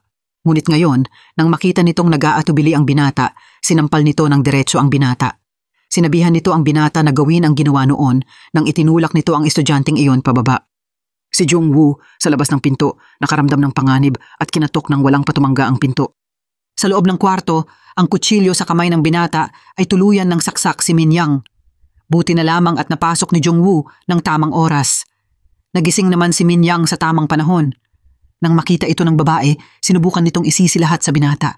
Hindi inaasahan, bago pumasok sa pinto, ay binuksan na ni Minyang ang recording sa kanyang telepono. Detalyadong naitala ang lahat ng sinabi ng babae. Nang makitang nahayag na ang pangyayari, wala nang magawa ang babae kundi sabihin ang totoo. Naging ganito ang pangyayari. Noong mga sandaling iyon, nagkaroon nga ng alitan sa pagitan nilang dalawa. Sa pagtatalo, hindi sinasadyang nauntog sa salamin ang binata. Matapos masugatan ang binata, patuloy na tinrato ng malupit ng babae ang binata. Sa panahong iyon, nakatok ang delivery guy. Sinamantala ito ng babae at isinisi sa delivery guy ang lahat. Pagkatapos ng investigasyon, napatunayong 1 taon niya nang minamanipula ang isip ng binata. Pinagkulong pa nito ang binata sa sarili nitong bahay. Sapat na ang ebidensya, kaya pinakawalan ang delivery guy na naipagbintangan ni Min Yang. Humingi ng paumanhin si Min Yang dito. Ngunit alam nito na nagkamali siya sa kanya. Hindi dahil sa hindi niya sinunod ang pamamaraan, kundi dahil noong pamanay ayaw niyang makinig sa dahilan nito dahil may kriminal na record ito. Totoo nga, may kinikilingan si Min Yang laban sa mga taong may criminal record. Ang dahilan ay ang kanyang kapatid. Nang gabing iyon, umuwi si Min Yang at nagtanong sa kanyang ina tungkol sa kanyang kapatid. Nais niyang malaman kung saan nagtungo ang kanyang kapatid ng araw na ito ay makalaya sa bilangguan. Agad na kinuha ng kanyang ina ang credit card information ng kapatid. Hindi katulad ni Min Yang, palaging naniniwala ang kanyang ina na ang kanyang kapatid ay hindi masamang tao. Ngunit kahit ganoon ang sabi ng kanyang ina, hindi pa rin nawala ang pagdududa ni Min Yang sa kanyang kapatid. Upang kumpirmahin kung ang kanyang kapatid nga ang pumatay sa lalaking nahulog sa gusali, sinuri ni Min Yang ng gabi ang kamera ng taxi sa pinangyarihan ng pagkahulog ng lalaki. Bumaba ang kapatid ni Min Yang sa taxi sa apartment na tinitirhan ng lalaki. Nang may pangamba at pagdududa, nagtungo si Min Yang sa isang udon restaurant para magpalipas ng nararamdaman. Sa panahong ito, dumating si Jong-woo. Isa rin siyang suki sa restaurant na ito. Tinanong ni Jong-woo si Min Yang kung nalaman na niya ang pagkakakilanlan ng taong sumusunod sa kanya. Nagsinungaling pa rin si Min Yang na hindi pa niya nalaman. Ayaw niyang malaman ng mga tao na magkapatid sila ng pumatay. Nagtanong pagkatapos si Min Yang kay Jong-woo kung bakit niya gustong alamin kung nakalaya na ang stalker. Hindi inaasahan, sinabi ni Jong-woo na ang lalaking ito ang pumatay sa kanyang nobya 7 taon na ang nakalilipas. Totoo nga, si Jin-suk ay pinaghihinalaang pumatay sa isang dalagita 7 taon na ang nakalilipas. Ang babaeng iyon ay ang dating nakatakdang pakasalan ni Jong-woo. Tinanong ni Min Yang si Jong-woo kung balak niyang maghiganti kay Jin-suk. Umiling si Jong-woo. Kabaligtaran, ang ikinababahala niya ay baka pinatay ni Jin-suk ang lalaki dahil sa pagdaramdam. Pinutol ni Min Yang si Jong-woo. Sa palagay niya, ang tunay na nagkamali ay si Jin-suk at isinisi nito sa nobyo ng biktima. Wala namang nagawang mali si Jong-woo kaya hindi niya kailangan sisihin ang sarili. Pagkasabi nito, uminom si Min Yang ng kalahating baso ng alak at umalis. Naalala nito si Jong-woo sa kanyang nobya noon. Kadalasan, kalahating baso lang ng wine ang iniinom ng kanyang nobya. Nang gabi, sa parking lot, nakita ni Jong-woo na siniraan ng pintura ang kanyang sasakyan at kinokritisismo siya bilang isang murderer. Sa panahong ito, tumawag sa kanya ang kanyang kaibigang abogado. Tinulungan nito si Jong-woo na imbestigahan si Jin-suk. Nalaman nito na patuloy na nag-aangkin ng kawalan ng kasalanan si Jin-suk habang naglilingkod ng sentensya sa bilangguan. Sinabi nitong dahil ito sa nobyo ng biktima kaya ayaw nitong tanggapin ang imbestigasyon. Kinabukasan, tinulungan ng matalik na kaibigan si Jong-woo na hanapin ang address ni Jin-suk. Nagmadaling pumunta doon si Jong-woo, ngunit nandoon din si Min Yang. Sa palagay pa rin ni Min Yang na balak maghiganti si Jong-woo. Ngunit sinabi ni Jong-woo na pinaghihinalaan niya na ang tunay na umatake sa kanyang nobya noong mga panahong iyon ay hindi si Jin-suk, kaya kailangan niyang malaman ang katotohanan. Tinanong din ni Jong-woo ang tungkol sa pag-usad ng investigasyon sa kaso ng lalaking nahulog sa gusali. Nais niyang malaman kung may kinalaman si Jin-suk sa kasong ito. Tila natakot si Min Yang. Nagsinungaling pa rin siya na hindi pa niya ito nakukumpirma. Ngunit sa totoo lang, nakita na lamang ni Min Yang ang anak na babae ng lalaking nahulog sa gusali. Nakakita ang anak na babae ng isang keychain sa balkonahe. Akala nito ay relikya ng kanyang ama, kaya itinago nito ito. Di nagtagal, natuklasan nito na may nakaukit na pangalan ng isang medical association dito. Nakulong dati ang kanyang ama. Ang medical association na ito ay maaaring isang grupo na nagtungo sa bilangguan para magbigay ng public welfare services noong mga panahong iyon. Bilang karagdagan, sina Jin-suk at ang ama ng babae ay parehong nandoon. Masyadong maraming pagkakataon dito kaya lalong tumindi ang paghihinala ni Min Yang sa kanyang kapatid. Sa kasamaang palad, ang ibang mga fingerprints sa keychain ay hindi sinasadyang nabura ng babae. Dahil dito, binalak ni Min Yang na mag-imbestiga mula sa medical association na ito. Pagkatapos, nakakita siya ng isang babaeng doktor na siyang tagapagtatag ng samahan. Tinanong ni Min Young ang babaeng doktor kung naalala nito si Jin Suk. Hindi inaasahan, matapos makita si Jin Suk, nabanggit ng babaeng doktor ang nobya ni Jung Woo. Naging ganito ang pangyayari. Ang babaeng doktor ay ang ina ni Jung Woo. Matapos malaman ito, hindi na muling nagtanong si Min Young kundi mabilis na nagpaalam at umalis. Pagkatapos umalis ni Min Young, tiningnan ng ina ni Jung Woo ang mga commemorative photo mula nang ang Medical Association ay magtungo sa bilangguan. Natagpuan nito na sa larawan magkakilala sina Jin Suk at ang lalaking nahulog sa gusali. Nagtungo si Min Young para makipagkita sa kapitbahay ng lalaking nahulog sa gusali ng gabing iyon. Nakita ng kapitbahay ang suspek na pumatay sa lalaki. Muling nagtanong si Min Young at sinubukang kumbinsihin ang kapitbahay na maalala ang mas maraming detalye. Sa kasamaang palad, masyadong madilim noong mga panahong iyon, kaya walang makita ang kapitbahay maliban sa hugis ng suspek. Sa kabilang banda, hinila ng kasamahan at matalik na kaibigan ni Jung Woo na si Unjin, si Jung Woo para makipagkita sa kanyang ina. Gayunpaman, ang relasyon ni na Jung Woo at ng kanyang ina ay napakalamig. Sinisi ng kanyang ina si Jung Woo sa pagiging lost sa nakaraan at sa pag-alaala sa isang taong wala na. Hindi ganoon ang pag-iisip ni Jung Woo. Kahit 7 taon na ang lumipas, ang kanyang nobya ay malalim pa ring nakatatak sa kanyang puso. Bilang karagdagan, balak ni Jung Woo na pumunta sa ibang bansa para maging isang partner doctor para sa isang proyekto. Inisip ng direktor na ang kilos ni Jung Woo ay isang pagtatangkang umiwas. Inaasahan niyang matatagpuan ni Jung Woo ang sakit sa kanyang puso at hindi magkunwari na ayos lang ang lahat. Nalungkot si Jung Woo. Walang siyang intensyong kalimutan ang mga hindi malilimutang alaala. Matapos makipagkita sa kanyang ina, nagpatuloy si Jung Woo sa pagpapractice ng fencing. Naalala pa rin niya ang kanyang aksidente 7 taon na ang nakalilipas at ang eksena kung saan pinatay ang kanyang nobya. Noong taong iyon, nang magising siya mula sa aksidente, ang unang tinanong ni Jung Woo ay kung nasaan ang kanyang nobya. At nang maaresto at maituring na isang murderer si Jin Suk, hindi napigilan ni Jung Woo ang kanyang galit. Paulit-ulit niyang tinanong si Jin Suk kung bakit niya iyon ginawa. Hanggang ngayon, hindi pa rin makalimutan ni Jung Woo ang itsura ng kanyang nobya sa kanyang wedding dress noong araw na iyon. Sa panahong ito, dumating ang kanyang kasamahan na si Unjin para sabihan si Jung Woo na si Min Young ay walang patumanggang naghahanap kay Jin Suk at napatunayang sina Jin Suk at ang lalaking nahulog sa gusali ay nasa iisang bilangguan. Batay sa asta ni Min Young, napagpasyahan ni Unjin na ang pagkamatay ng lalaki ay tiyak na may kinalaman kay Jin Suk. Nabatid ni Jung Woo na alam ni Min Young ang relasyon ng dalawa, ngunit may itinago ito sa kanya. Kaya ng gabing iyon, muling nagtungo si Jung Woo sa bahay ni Jin Suk. Sinira niya ang kandado at pumasok sa kwarto. Bunga nito, nakita niyang ang bahay ni Jin Suk ay puno ng mga balita tungkol sa kaso 7 taon na ang nakalilipas. Ang lalong nagpataka kay Jung Woo ay may larawan ni Min Young sa pader. Dati, naimbestigahan ng kanyang kaibigang abogado at natuklasang si Jin Suk ay may isang nakababatang kapatid na isang pulis. Pinagsama sa naging asta ni Min Young kamakailan, nahulaan ni Jung Woo ang relasyon ni na Min Young at Jin Suk. Sa panig na ito, nakita ni Min Young sa kanyang telepono na ang door sensor na inilagay niya sa pintuan ng kanyang kapatid ay naalis. Napagtanto niya na maaaring bumalik na ang kanyang kapatid, kaya agad siyang nagmadaling pumunta doon. Hindi inaasahan, ang taong nakita niya sa bahay ay si Jung Woo. Ibinunyag ni Jung Woo ang magkapatid na relasyon ni na Min Young at Jin Suk at pinaghihinalaan niyang balak itago ni Min Young ang katotohanan. Sinubukan ni Min Young na magpaliwanag. Naitago na nga niya ito kay Jung Woo, ngunit hindi niya kailanman itatago ang lahat dahil ang suspek ay ang kanyang kapatid. Ngunit hindi nakinig si Jung Woo sa kanyang paliwanag. Ipinagawa niya kay Min Young na alamin ang katotohanan at hanapin si Jin Suk. Sa panahong iyon, nakatanggap si Min Young ng text message mula sa kapitbahay ng lalaki. Sinabi ng kapitbahay na ang murderer na nakita nito ng gabing iyon ay nasa loob ng kanyang bahay. Nang maramdaman ang panganib, nagmadaling pumunta doon si Min Young. Ang anak na babae ng lalaki ay nagtungo sa bahay ng kapitbahay para maglabas ng saloobin ilang minuto ang nakalilipas. Nakainom ng wine ang babae at pagkatapos ay nakatulog sa sopa ng kapitbahay. Hindi inaasahan, nakita ng kapitbahay na may isang tao na palihim na pumasok sa kanyang bahay.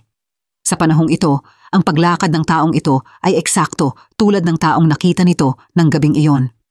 At ngayon, tila nagkakamali ang taong iyon na ang babaeng nakahiga sa sopa ay ang kapitbahay. May hawak itong kutsilyo at papaslangin na ang babae. Sobrang delikado ang sitwasyon. Pagkatapos dumating ni Min Yang sa pinangyarihan, ang misteryosong lalaki ay umalis na. Gayunpaman, sa kanyang pagkaantok, ang mga mata ni Jong-woo ay tila napuno ng imahe ng kanyang patay na nobya. At sa ilalim ng katawan ng kanyang nobya ay may malalaking petals ng rosas. Sa gitna ng walang patumanggang pagtawag ni Min Yang, nagising si Jong-woo. Ang babae ay malubhang nasugatan ng misteryosong lalaki. Sobrang nag-aalala ang sitwasyon kaya mabilis na nagbigay ng paunang lunong si Jong-woo sa babae at inilagay ito sa ambulansya. Sumunod siya sa sasakyan at ginamot ang sugat ng babae. Hindi inaasahan, may nangyaring aksidente sa intersection sa unahan kaya kailangang umikot ang ambulansya. Sa panahong ito, ang babae ay napunta sa isang estado ng cardiac arrest. Sobrang delikado ang sitwasyon kaya agad na nagsagawa ng CPR si Jong-woo. Buti na lamang, sa kritikal na sandali, bumalik ang tibok ng puso ng babae. Dahil kulang sa blood transfusion ang ambulansya, hindi nag-atubiling magbigay ng blood transfusion si Jong-woo sa babae mismo sa loob ng sasakyan dahil iisa ang kanilang blood type. Pagkatapos, dinala ang babae sa ospital. Naghintay si Jong-woo sa labas ng operating room para sa mga resulta. Buti na lamang na agapan ang babae at nakaligtas. Gayunpaman, dahil inatake ito sa kamay, kailangan ito ng nerve transplant. Ngunit hindi kayang magsagawa ng mga kaugnay na operasyon ang ospital. Kung pupunta ito sa ibang ospital, huli na ang lahat.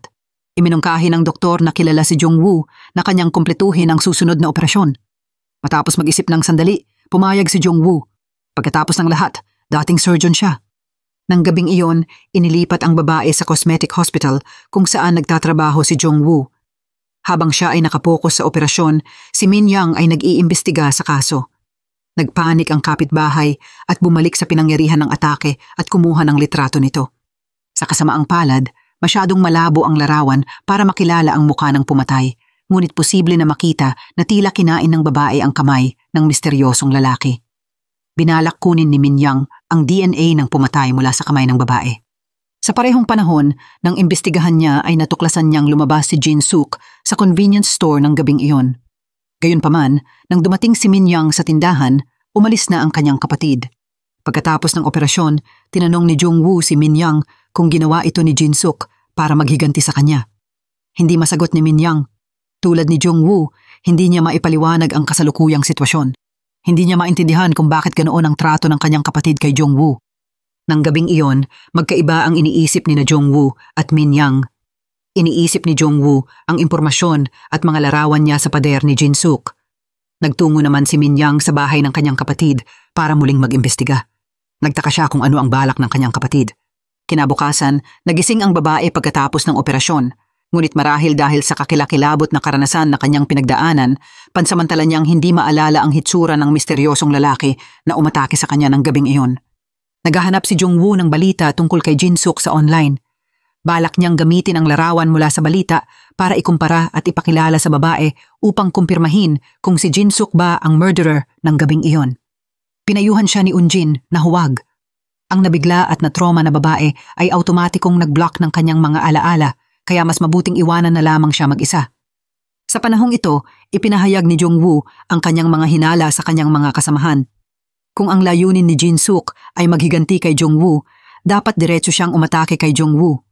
Bakit niya sasaktan ang mga inosenteng tao? Siyempre, hindi masabi ni Unjin sa kanya ang dahilan.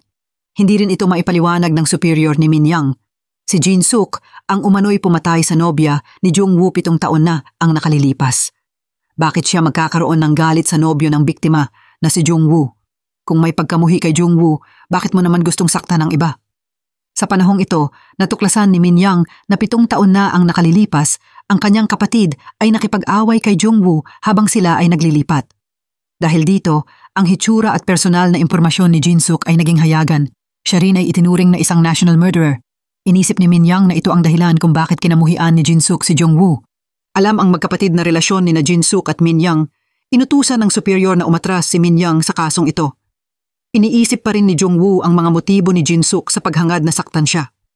Sa parehong panahon, nakipag-ugnayan siya sa kanyang kaibigang abogado at ipinagtanong dito ang pag-usad ng investigasyon kay Jin Suk.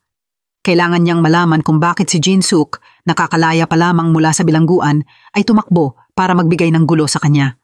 Bagamat inutusan ng kanyang superior na umatras si Min Yang sa kaso, patuloy pa rin itong nag-iimbestiga ng palihim. Naglabas si Min Yang ng ilang mga libro mula sa bahay ng kanyang kapatid. Natuklasan niya na ang mga ito ay pawang mga libro tungkol sa retrial. Napagtanto ni Min Yang na tila naghahanap ng ebidensya ang kanyang kapatid. Pinalak nito na maghain ng retrial para maklear ang kanyang pangalan. Sa panahong ito, pinaghihinalaan ni Min Yang na ang layunin ng kanyang kapatid sa paglapit kay Jong-woo ay hindi para saktan siya, kundi para kumpirmahin ang isang bagay kay Jong-woo. Isang arrest warrant ang inilabas para kay Jin-suk ng araw na iyon. Sunod-sunod na nagtungo sina Jong-woo at Min Yang sa bahay ni Jin-suk. Sa kasamaang palad, narinig na ng iba ang balita at tumakas na. Nang gabing iyon, naghintay si Jong-woo sa ibaba ng bahay ni Jin-suk. Sa panahong ito, dumating ang balita mula sa ospital na may pasyenteng nangangailangan ng emergency treatment, kaya hiniling ng direktor na bumalik agad si Jong-woo, kaya wala nang magawa si Jong-woo kundi bumalik sa ospital. Ang emergency patient ng gabing iyon ay isang babaeng celebrity. Hindi pa natatagalan, nagpa-butt surgery ito, ngunit dahil nagmamadali itong mag-shoot ng action scene na dislocate ang pekeng puwit. Gayunpaman, sa konsultasyon, palaging nawawala ang atensyon ni Jong-woo. Matapos ipaliwanag ng padalos-dalos ang sitwasyon sa female star, nagmadali siyang umalis sa consultation room. Sa panahong ito, tumawag sa kanya ang kanyang kaibigang abogado at may sinabi kay Jong-woo. Nagtungo si Jin-suk sa law firm ng gabing iyon para humanap ng abogado. Inaasahan niyang matutulungan siya ng abogado na manalo sa kaso sa retrial. Para mabayaran ang lawyer's fee, nagtrabaho si Jin-suk sa kasino. Sinunod niya ang mga tagubilin mula sa kanyang superior at sinadyang sirain ang mesa ng isang customer na malapit ng manalo. Hiningi ni Jong-woo sa kanyang kaibigang abogado na tulungan siyang magpaliban dahil nais niyang makita si Jin-suk. Bago umalis, nagmadaling ipinagtapat ni Jong-woo ang sitwasyon ng operasyon sa kinatawan ng female star. Gayunpaman, iginiit ng female star na gawin ang operasyon ng gabing iyon, kaya wala nang magawa si Jong-woo kundi manatili sa ospital. Pagkatapos ng operasyon, agad na nakipag-ugnayan si Jong-woo sa kanyang kaibigang abogado para magtanong tungkol sa sitwasyon. Maraming clue ang nalaman ng kaibigang abogado mula kay Jin-suk. Inamin din ni Jin-suk na nang gabi ng insidente 7 taon na ang nakalilipas, gumamit nga siya ng droga, ngunit tiyak na hindi niya pininsala ang nobya ni Jong-woo. Ipinagtapat pa ni Jin-suk na nakakita siya ng isang taong tumakbo palabas ng bahay ng nobya ni Jong-woo ng gabing iyon. Pinaghihinalaan niyang ang taong ito ang nasa likod ng insidente. Siyempre, hindi sinabi ng kaibigang abogado kay Jong-woo kung sino ang tinutukoy ni Jin-suk. Naging muy curious si Jong-woo at mabilis na nagmaneho palayo sa ospital. Gayunpaman, nang umalis si Jong-woo, ang oxygen level sa dugo ng female star ay biglang bumaba na nagdulot ng hirap sa paghinga. Nakipag-ugnayan ang direktor kay Jong-woo, ngunit nagmamaneho si Jong-woo sa kalsada kaya hindi niya sinagot ang telepono. Sa kritikal na sandali, pumasok si Eun-jin sa operating room bilang kapalit ni Jong-woo. Sa kabilang banda, nang nakarating na si Jong-woo sa pintuan ng presinto, nakita niyang inihatid ni Min Yang ang team sa isang lugar. Kakatanggap lamang ng report ang pulisya na dinala si Jin-suk sa construction site. Agad na sinundan ni Jong-woo ang sasakyan ni Min Yang. Dumating si Min Yang sa construction site ngunit walang nakitang bakas ni Jin-suk. Tinangkang tumakas ni Jin-suk nang pigilan siya ni Jong-woo. Direktang tinanong ni Jong-woo si Jin-suk kung bakit mo ako gustong saktan. Tumugon si Jin-suk na dahil hindi niya pininsila ang nobya ni Jong-woo. Sa katunayan, kailangang maglingkod ni Jin-suk ng 7 taon sa bilangguan ngunit hindi pa rin mahanap ang motibo para sa kanyang pagpatay. Sinabi rin ni Jin-suk kay Jong-woo na nang pumasok siya sa bahay ng nobya ni Jong-woo ng gabing iyon, nakita niya itong nakahandusay sa isang pool ng dugo. Bukod dito, sinabi ni Jin-suk na nang siya ay ilipat, may alitan siya ni Jong-woo at inakusahan siya nito ng pagpatay para maipako sa kanya ang pagpatay. Biglang naunawaan ni Jong-woo ang ibig ipakahulugan ni Jin-suk. Sinasabi ni Jin-suk na ang tunay na salarin na umano'y pumatay sa nobya ni Jong-woo ay si Jong-woo. Pag-isip nito, biglang naalala ni Jong-woo ang nangyari ng gabi ng insidente. Noong panahong iyon, tila nakita ni Jong-woo ang kanyang nobya na nakahandusay sa sahig at puno ng dugo. Habang nagtatalo ang dalawa, dinala ni Min Yang ang team papunta rito. Naaresto si Jin-suk sa paghihinalang nanakit sa anak na babae ng lalaking nahulog sa gusali. Bagamat ayaw niyang maniwala, ang mga salita ni Jin-suk ang nagtulak kay Jong-woo na magsimulang magduda sa kanyang sarili. Nagtungo si Jong-woo sa bar para maglasing at kalimutan ang kanyang kalungkutan. Dinala siya ni Eun-jin sa bahay. Ikinuwento ni Jong-woo kay Eun-jin na naalala niya ang huling itsura ng kanyang nobya. Nalito si Eun-jin.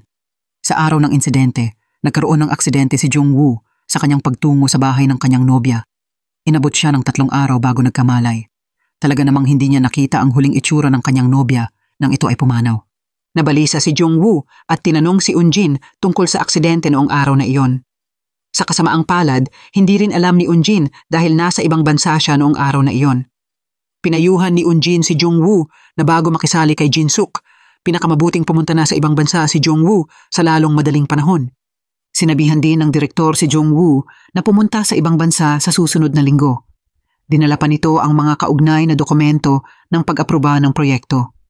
Ang dahilan ng direktor dito ay naging irresponsable si Jung-woo sa pasyente sa panahon ng operasyon. Dahil dito, kailangang pumunta sa ibang bansa si Jung-woo para iayos ang kanyang kondisyon sa lalong madaling panahon. Nang araw na iyon, muling nagtungo sa ospital ang babaeng celebrity na nagpa-butt implant. Sinigawan niya si Jung-woo dahil sa pag-iwan sa pasyente para sa personal na dahilan kahapon sa panahon ng operasyon. Kung hindi natuklasan ng direktor at ng kanyang mga kasamahan na may hika ito at naagapan sa tamang panahon, natatakot siyang mapanganib ang kanyang buhay. Ngunit sa totoo lang, ang pagpunta ng babaeng celebrity para sigawan si Jung-woo ngayon ay isang palabas na sinadya ng direktor na ipinagawa dito. Ang layunin ay para pakiramdaman ni Jung-woo ang pagkakasala sa pasyente. Talagang epektibo ang pamamaraan ng direktor. Di nagtagal, nagpadala ng mensahe si Jung-woo na nangangakong mabilis na tatapusin ang kanyang trabaho sa ospital at pupunta sa ibang bansa. Bilang karagdagan, naaprubahan din si Jung-woo na maging isang foreign partner doctor. Naging ganito ang pangyayari. Ang ina ni Jung-woo, upang mailabas siya sa gulo, sinamantala ang presidente ng Medical Association para maipadala siya sa ibang bansa. Matapos maaresto, nanatiling tahimik si Jin-suk sa harap ng pulisya. Sa katunayan, ng gabi ng insidente, may nakita si Jin-suk na isang taong tumakbo palabas ng bahay ng kapitbahay. Nang makita niyang bukas ang pinto ng kapitbahay, pumasok si Jin-suk pagkatapos uminom ng gamot. Bunga nito, nakita niyang nakahandusay sa pool ng dugo ang kapitbahay at sa pagkataranta, may naapikan siyang kutsilyong nakadugo kaya napagkamalan siyang pumatay. Ngayon, isinalaysay ni Jin-suk ang lahat kay Min-young.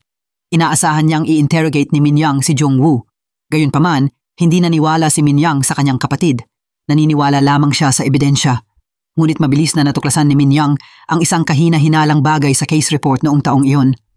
Natuklasan niya na ang isa sa mga pulis na sangkot sa investigasyon ay ang kanyang superior. Nang gabing iyon, nagtungo si Min-young para makita ang kanyang superior. Ang tanging nawawalang bahagi sa investigasyon report ay ang nobyo ng babae at ang ruta na tinahak ni Jung-woo ng gabing iyon. Tumugon ang superior na nagkaroon ng aksidente sa sasakyan si Jung-woo noong araw na iyon at nawalan ng malay. Ipinahayag pa ni Min-young ang kanyang mga pagdududa. Sa katunayan, walang dokumento na napatunayan bilang ebidensya ng aksidente sa sasakyan ni Jung-woo noong araw na iyon. Ibig sabihin nito ay walang impormasyon tungkol sa oras, lokasyon at tsuper ng aksidente. Hindi nasagot ng superior ang tanong ni Min-young at agad na nagpalit ng paksa. Sinabihan nito si Min-young na siya ang nakababatang kapatid ng pumatay at hindi niya dapat kalimutan ang kanyang pagkakakilanlan. Pagkatapos, nang imbestigahan ni Min-young ay nalaman niyang nang ang anak na babae ng lalaki ay mahulog sa gusali sa ilalim ng atake, si Jin-suk ay nakikipag-away sa isang tao sa kasino kasama ang kamera at mga saksi. Naipalabas na rin ang mga resulta ng DNA test ng mga kalmot sa kuko ng babae. Ang mga resulta ay hindi tumugma sa DNA ni Jin-suk. Dahil dito, na-acquit si Jin-suk. Hinabol siya ni Min-young sa labas at sinabihan siya tungkol sa aksidente sa sasakyan noong araw na iyon. Muling itinanong ni Jin-suk kay Min-young ang kanyang mga pagdududa. Kailan nangyari ang aksidente? Ito ba ay bago o pagkatapos mamatay ang nobya ni Jung-woo? Mayroon bang anumang ebidensya na patunayan na nangyari ang aksidenteng ito? Ang tanong ng kapatid ni Min-young ang nagpansamantalang hindi makasagot dito. Sa panahong ito, dumating si Jung-woo sa presinto. Tinanong ni Jung-woo ang relasyon ni Jin-suk sa dalawang kaso na kinasasangkutan ng lalaking nahulog sa mataas na lugar at ng kanyang anak na babae. Tumugon si Min-young na sa kasalukuyan ay walang ebidensyang nauugnay kay Jin-suk. Kaya napagpasyahan ni Jung-woo na hindi naghiganti si Jin-suk sa kanya. Pagkatapos, sinabihan ni Min-young si Jung-woo sa kanyang mga pagdududa tungkol sa aksidente sa sasakyan, lalo na ang oras at lugar ng aksidente. Walang paraan para malaman. Nang gabing iyon, nagdaos ng farewell party para kay Jung-woo ang mga kasamahan sa ospital. Hindi pa rin dumating si Jung-woo. Sa panahong ito, iniisip niya ang mga salita ni Min-young. Bumalik si Jung-woo sa ospital na may nag-aalalang ekspresyon. Naghihintay sa ospital ang pamilya ng pasyente para kay Jung-woo. Sinabi ng babae na 7 taon na ang nakalilipas, iniligtas ni Jung-woo ang kanyang kapatid na naaksidente. Sa pagkakataong ito, nagtungo siya para pasalamatan si Jong-woo bago ito lumabas ng bansa. Nagkataon, ang gabi ng magligtas ng buhay si Jong-woo ay ang gabi rin ng aksidente ng kanyang nobya. Sinabi ng babae na pagkatapos niyang iligtas ang kanyang kapatid, nakita niyang tinatawag ni Jong-woo ang pangalan ng kanyang nobya sa telepono. Pagkatapos, nagmadali itong lumabas ng ospital at muntik nang maaksidente sa sasakyan. Muntik na nga, hindi isang tunay na aksidente. Ayon sa babae, pagkatapos muntik maaksidente sa sasakyan si Jong-woo, sumakay ito ng taxi at umalis. Ang mga salita ng babae ang nagpangilabot kay Jong-woo. Nang gabing iyon, hindi siya dumalo sa farewell party, sa halip ay nagtungo sa ospital kung saan siya nagtrabaho 7 taon na ang nakalilipas para i-access ang mga record ng emergency room mula sa gabi ng aksidente. Habang nag-iimbestiga, narinig ni Jong-woo ang isang tauhan sa ospital na palihim na tumatawag sa kanyang ina. Sinabi ng taong ito na talagang hindi siya magsasabi ng anuman kay Jong-woo. Kinabukasan, nagtungo si Jong-woo sa ospital para dalawin ang kanyang ina. Pinaghinalaan niyang ang kanyang ina ang gumawa-gawa ng kwento tungkol sa aksidente para protektahan siya. Nang makita niyang tila balisa ang kanyang ina at ayaw nitong sabihin ang nangyari noong taong iyon, lalong naging suspetsoso si Jong-woo. Inisip niyang nagsinungaling ang kanyang ina sa pulisya. Hiniling niya sa kanyang ina na sabihin sa kanya ang tiyak na oras at lugar ng aksidente noong taong iyon, ngunit tumanggi pa ring magpaliwanag ang kanyang ina. Galit na umalis si Jong-woo. Pagbalik sa plastic surgery hospital, biglang nagpa siya si Jong-woo na magsagawa ng facial reconstruction surgery sa anak na babae ng lalaking nahulog sa gusali. Sa ganitong paraan, ang planong pag-alis sa ibang bansa ay tiyak na maipagpapaliban. Maliwanag na balak ni Jong-woo na alamin ang katotohanan noong taong iyon. Sa kabilang banda, natagpuan ni Min Young ang isa pang criminal police officer na sangkot din sa investigasyon. Ayon sa report ng aksidente sa sasakyan ni Jong-woo, tanging ang testimonya ng kanyang ina bilang saksi ang naitala. Mula sa pananaw ng police officer, ito nga ay isang problema. Noong panahong iyon, nang imbestigahan niya ay natuklasan niyang si Jong-woo ay talagang naaksidente sa sasakyan ng gabi ng insidente. Sinabi ng ina ni Jong-woo sa pulisya na naaksidente ito mismo sa harap ng ospital kung saan ito nagtatrabaho. Ngunit ang lokasyon ng aksidente na naitala sa mga rescue record ay ganap na naiiba. Sa panig na ito, isang tauhan mula sa ospital ang nagtungo kay Jong-woo. Sinabi ng taong ito na ang aktwal na lokasyon ng aksidente sa sasakyan ni Jong-woo ay wala sa harap ng ospital kundi malapit sa apartment kung saan pinatay ang kanyang nobya. Maliwanag na nagtungo si Jong-woo sa bahay ng kanyang nobya ng gabing iyon. Pag-isip ni na Jin-suk at ng mga salita ng kanyang ina, tila nagpakita sa mga mata ni Jong-woo ng isang imahe ng isang taong nakadugo. Sa panahong ito, tinawagan ni Jin-suk si Jong-woo at sinabihan si Jong-woo na pumunta para makita siya. Sinabi ni Jin-suk na ipapaalala niya kay Jong-woo ang ginawa ni Jong-woo ng gabing iyon. Ilang oras ang nakalilipas, binugbog ng malupit ni Jin-suk ang isang tao sa kasino. Nang makita ang taong suot-suot ang relo sa kasino, biglang naalala ni Jin-suk ang gabing nangyari 7 taon na ang nakalilipas. Nakita ni Jin-suk ang relo sa crime scene, kaya bumalik si Jin-suk sa bahay at hinanap ang relong itinago niya noong mga panahong iyon. Matapos makuha ang relo, tinawagan ni Jin-suk si Min Young at sinabing patutunayan niya dito na si Jong-woo ay isang pumatay. Sa panahong ito, ang mga alaala ni Jin-suk ay naging lalong malinaw.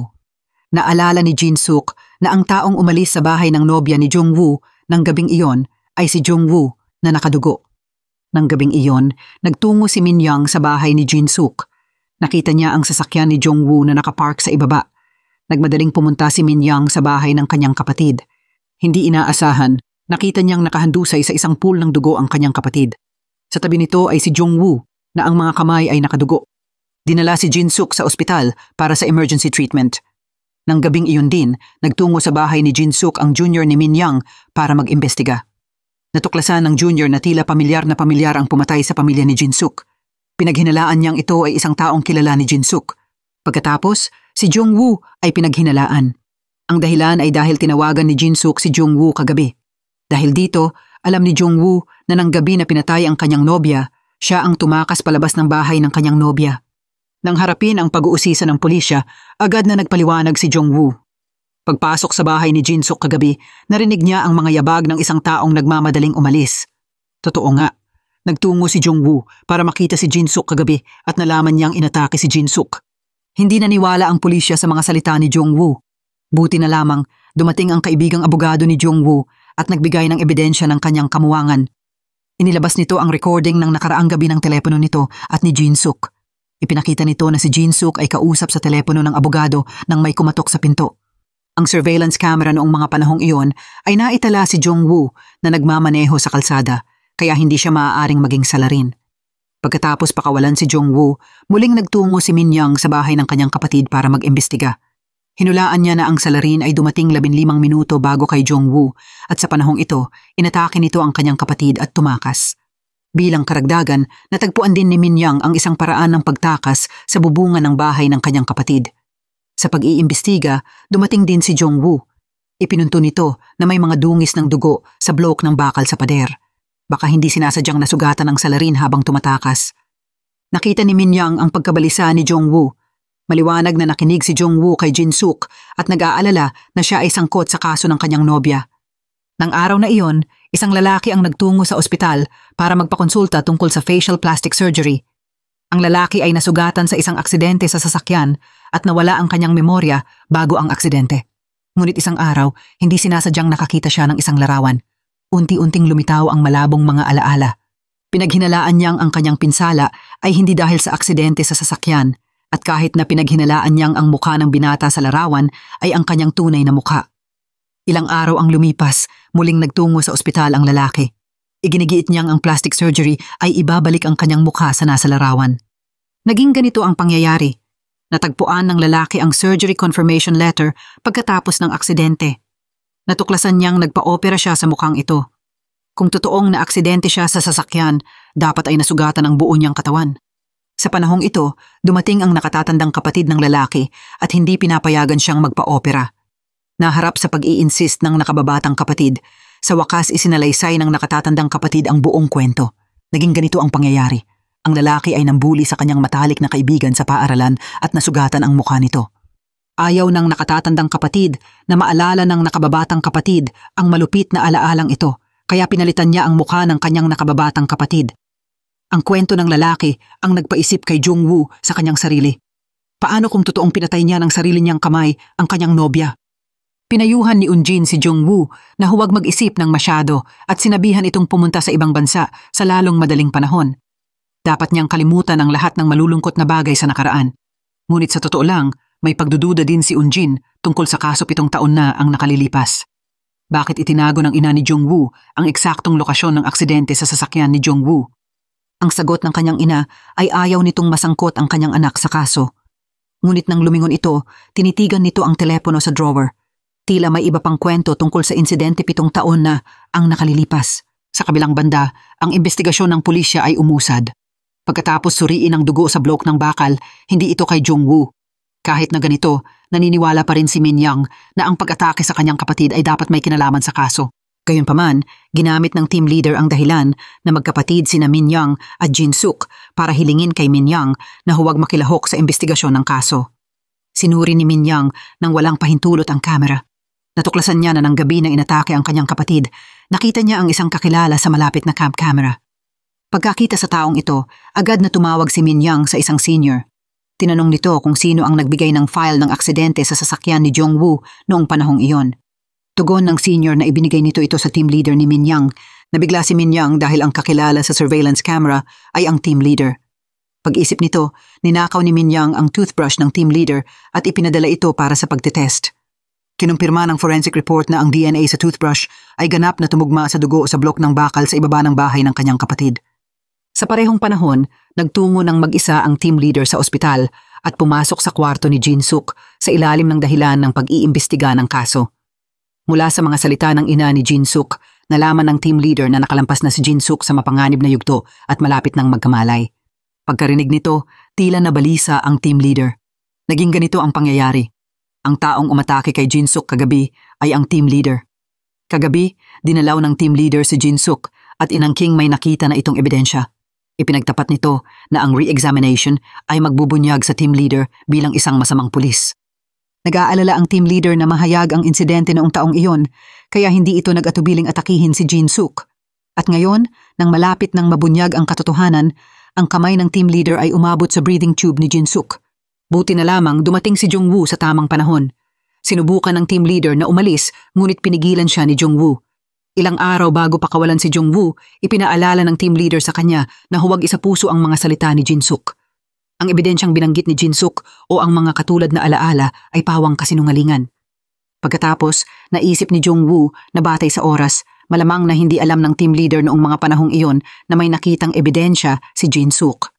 Tama nga, hinawakan ni Jung-woo ang braso ng team leader at nakita ang isang pasa sa kamay nito. Napagtanto na ang team leader ang salarin na umatake kay Jin-suk. Agad na tinanong ni Jung-woo ang team leader kung ano ang nais nitong itago. Ano ang katotohanan mula 7 taon na ang nakalilipas. Sa kaguluhan, muling sinubukang tumakas ang team leader ngunit pinigilan siya ni Min Yang.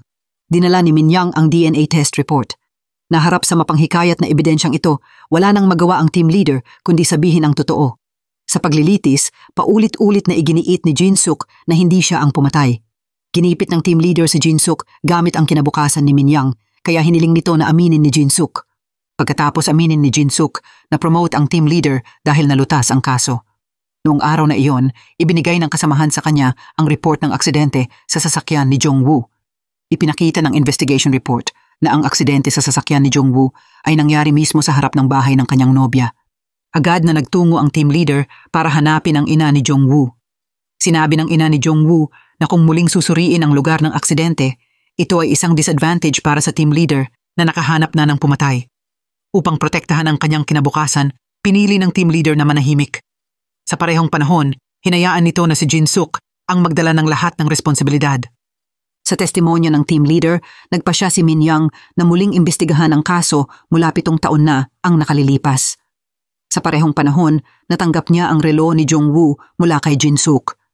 Ang mga kamay ng relo ay tumigil sa eksaktong sandaling pinatay ang kanyang nobya, na nagpapatunay na naroon si Jung-woo sa pinangyarihan ng gabing iyon. Ibinigay ni Min Yang ang relo kay Jung-woo. Naalala ni Jung-woo ang gabi bago ang kanyang kasal. Lumitaw ang imahe ng kanyang pagsusubok ng wedding dress kasama ang kanyang nobya at pagsusuot ng magkaparehong relo. Naharap sa pagdududa ni Min Yang, hindi nagdadahilan si Jung-woo. Pinaghihinalaan din niya na maaaring siya ang tunay na salarin. Naalala niya ang gabing iyon. Ibinigay sa kanya ng kanyang ina ang telepono bago ang aksidente. May ilang mga larawan na ipinadala ng anonymously. Ipinakita ng mga larawan ang kanyang nobya na malapit sa isang lalaki. Ipinagtapat ng kanyang ina na itinago nito ang aksidente dahil ayaw nitong maalala ng kanyang anak ang pagtataksil ng kanyang nobya at masaktan. Nang pagsama-samahin ng pulisya ang mga clue, nagpasya silang mag-imbita kay Jung-woo bilang isang suspek. Dumating si Jung-woo sa presinto. Nakita iyon ni Min Yang at hinila si Jung-woo papasok ng sasakyan na nagsasabing nais niyang dalhin ito para makipagkita sa isang tao. Naging ganito ang pangyayari. Bukod sa DNA ni na Jung-woo at ng kanyang nobya, ang relo ay naglalaman din ng DNA ng isang pangatlong tao. Bilang karagdagan, nagkamalay din kahapon si Jin-suk at sinabihan si Min Yang na ang kanyang mga alaala ay naging lalong malinaw nitong mga nakaraang araw. Naalala ni Jin-suk na ang paraan ng pag-alis ni Jung-woo sa bahay ng kanyang nobya ng gabing iyon ay hindi tila pagtakas, kundi parang may hinahabol ito. Naniniwala si Min Yang na hindi si Jung-woo ang salarin kundi isang saksi. Naalala rin ni Jung-woo ang maraming alaala ng gabing iyon. Noong panahong iyon, natuklasan niyang may ibang tao sa bahay ng kanyang nobya at ang taong iyon ang tunay na salarin. Upang kumpirmahin ang katotohanan, sa tulong ni Min Yang, sunod-sunod na ni-hypnotize sina Jung-woo at Jin-suk. Sa panahon ng hypnosis, naalala ni Jin-suk na tumakbo si Jung-woo palabas ng bahay ng kanyang nobya ng gabing iyon, ngunit may taong naunang tumakbo sa harapan ni Jung-woo at si Jung-woo ay habol na habol sa taong iyon. Sa kasamaang palad, hindi makita ng malinaw ni Jin-suk ang mukha ng taong iyon. Pagkatapos ma-hypnotize, naalala rin ni Jung-woo na nang masaktan ang kanyang nobya ng gabing iyon, talagang may tao sa loob ng bahay. Noong panahong iyon, sinubukan niyang pasukuin ang kalaban at maaaring nakita niya ang hitsura ng taong iyon. Ngunit sa ilang kadahilanan, ang subconscious ni Jung-woo ay palaging tumatangging alalahanin ang alaalang iyon. Bilang karagdagan, natuklasan din ni Min Yang na ang DNA sa ilalim ng mga kuko ng anak na babae ng lalaking nahulog sa gusali ay tumugma sa DNA sa relo ng pangatlong tao. Ibig sabihin nito, ang taong pumatay sa nobya ni Jung-woo ang siya ring pumatay sa lalaki at umatake sa anak na babae ng gabing iyon. Maliwanag na sa mga kasong ito, ang tunay na salarin mula noon hanggang ngayon ay pinalibutan si Jung-woo. Upang malaman ang katotohanan, kusang nagtungo si Jung-woo sa presinto. Ipinasa nito ang kanyang telepono bago ang aksidente sa sasakyan at hiniling sa pulisya na muling imbestigahan ang kaso. Naniniwala siyang ang mga larawan ng pagtataksil ng kanyang nobya ay sinadyang gawa-gawa para sirain ang kanilang relasyon. Pagkatapos kwento, inilabas ni Minyang ang larawan ng dalawang susi. Ito ay natagpuan sa balkonahe ng lalaking nahulog sa gusali. Tila ito ay pag-aari ng pumatay. Sa pamamagitan ng investigasyon, natuklasan na ang keychain ay isang souvenir mula sa medical charity event ng bilangguan. Ang bagong team leader ay naghihinalang ang pumatay ay maaaring kabilang sa mga inmates na nakatanggap ng medical treatment noong panahong iyon. Si Minyang naman ay nag-iisip na kung ang pumatay ay pumatay sa nobya ni Jungwoo at sa lalaking nahulog sa gusali, ibig sabihin ang taong ito ay konektado sa nobya ni Jungwoo at sa lalaki. Sa halip na paghinalaan ng isang bilanggo, tila mas makatwiran na isiping ito ay medical staff na kabilang sa medical team. Bilang karagdagan, ang subconscious ni Jungwoo ay tumatangging alalahanin ang mga alaala ng pumatay. Mapapatunayan na ang tunay na pumatay ay nagdulot ng malaking psychological shock kay Jungwoo na hindi niya matanggap. Malamang na ito ay isang doktor na pamilyar kay Jungwoo. Sa panahong ito, pinaikli na ni Minyang ang saklaw ng investigasyon sa 3 tao ng sunod-sunod. Ito ay ang kasamahan at matalik na kaibigan na si Eun-jin, ang direktor ng cosmetic hospital, at ang ina ni Jungwoo. Ang 3 sa kanila ay iniimbitahan sa presinto para sa pagtatanong. Una, si Eun-jin. Sinabi nito na sila ni Jungwoo ay parang magkapatid. Tinatawag pa nito ang ina ni Jungwoo na nanay. Hindi niya gagawin ang ganoong bagay. Nang gabi na nahulog sa gusali ang lalaki, lasing siya sa isang bar. Nang tanungin tungkol sa keychain, sinabi rin ni Eun-jin na wala siya nito. Sinabi nito na tanging ang direktor lamang ang may ugali ng pagkolekta ng mga souvenir. Pagkatapos ng trabaho, inamin ng direktor na kinuha niya ang susi bilang souvenir, ngunit sinabi nito na ninakaw ito di nagtagal. Bilang karagdagan, sinabi rin ng direktor na sila ng ina ni Jungwoo ay magkaklase sa universidad. Nasaksihan din nito ang paglaki ni Jungwoo. Siyempre, nakilala rin nito ang nobya ni Jungwoo. Nang gabi na nahulog sa gusali ang lalaki, nag-iisa siya sa bahay at walang alibay. Nang tanungin ang ina ni Jungwoo, iginiit nito na wala itong kaalaman tungkol sa mga larawan sa telepono ng kanyang anak. Bilang karagdagan, wala itong ugali ng pagkolekta ng mga keychain. Pagkatapos ng isang round ng pagtatanong, tila ang 3 sa kanila ay kahina-hinala, ngunit walang nakitang butas. Sa panig na ito, may nakitang clue si Jungwoo. Tiningnan nito ang mga naunang online post ng kanyang nobya at natagpuan ang isang lalaking estudyante na lumilitaw sa isa sa mga ito. Ang lalaking estudyanteng iyon ay ang kanyang kaklase sa sayaw at siya ring kabit sa larawan na ipinadala sa kanya ng misteryosong tao. Tila may naramdaman si Jungwoo kaya hinanap nito ang bahay ng lalaking estudyanteng iyon. Nagtaka, ang asta ng lalaking estudyante ay tuwiran. Inilabas nito ang isang bag at sinabing nasa loob ang mga ari-arian ng nobya ni Jungwoo. Nagreklamo pa ito na hindi mas maaga pinuntahan ni Jungwoo ang mga ari-arian. Sa alaala ng lalaking estudyante, nang nagsasanay siya kasama ang nobya ni Jungwoo, may ibang tao na lihim na kumuha ng larawan sa kanila. Ang nobya ni Jungwoo noong panahong iyon ay tila medyo nag-aalala ngunit hindi nangalap ng malalim. Sinabihan ng lalaking estudyante si Jungwoo na ang kumuha ng larawan ay maaaring may gustong sirain ang kasal ni Jungwoo. Nagiinuman mag-isa si Jungwoo sa bahay ng gabing iyon. Sinisi niya ang sarili sa hindi pagbibigay ng mas maraming pansin sa kanyang nobya noong panahong iyon at ipinangako niyang alamin ang katotohanan. Sa panahong ito, dumating si Eun-jin sa bahay ni Jungwoo at pinayuhan itong bitawan ang nakaraan at huwag hayaan itong makaapekto sa kanyang kasalukuyang buhay. Sa kabilang banda, habang nag-iimbestiga, naalala ni Minyang na madalas tawagan ni Eun-jin ang ina ni Jungwoo na nanay. Tila ito ay kakaiba. Gaano man kayo ka-close na magkaibigan, hindi ganoon ang tawagan sa ina ng isa't isa. Sa panahong ito, nagsimulang maghinala si Minyang kay Eun-jin. Nagtungo siya para magtanong sa kaibigang abogado na pamilyar kina Jungwoo at Eun-jin. Sinabihan ng kaibigang abogado si Minyang na ang dahilan kung bakit nakapasok si Eun-jin sa medical school noong taong iyon ay dahil sa proteksyon ng ina ni Jungwoo. Bilang karagdagan, sina Jungwoo at Eun-jin ay may ganap na magkaibang personalidad at kalagayan. Di nagtagal, natuklasan ng junior na ang umatake sa anak na babae ng lalaki ay bumaba sa subway ng araw na iyon.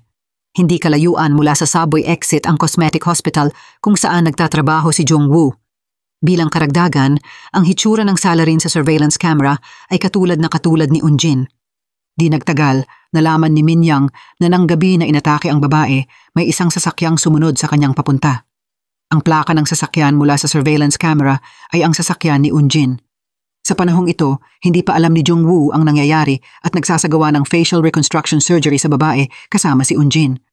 Sa operating table, nang makita ng babae si Eunjin na nakasuot ng maskara, biglang lumawak ang kanyang mga mata.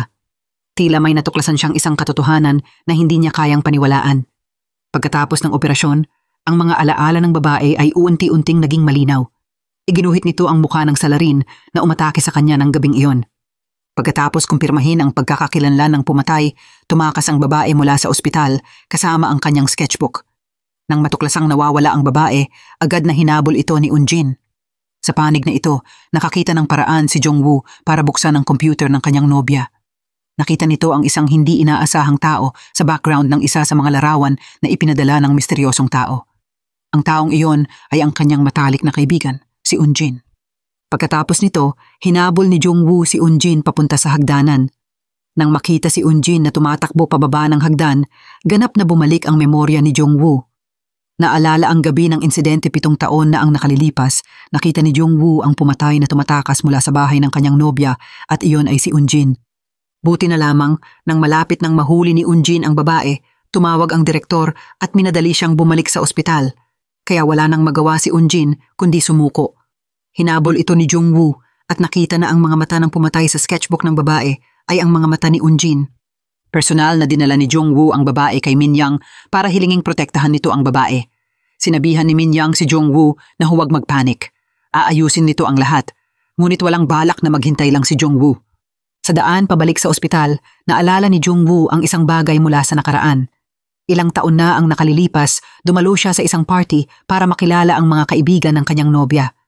Bago ang party noong araw na iyon, nakita ni Jung-woo si Eunjin na kausap ang kanyang nobya. Ngayon, naalala ni Jung-woo na ang reaksyon ng kanyang nobya noong panahong iyon ay medyo kakaiba.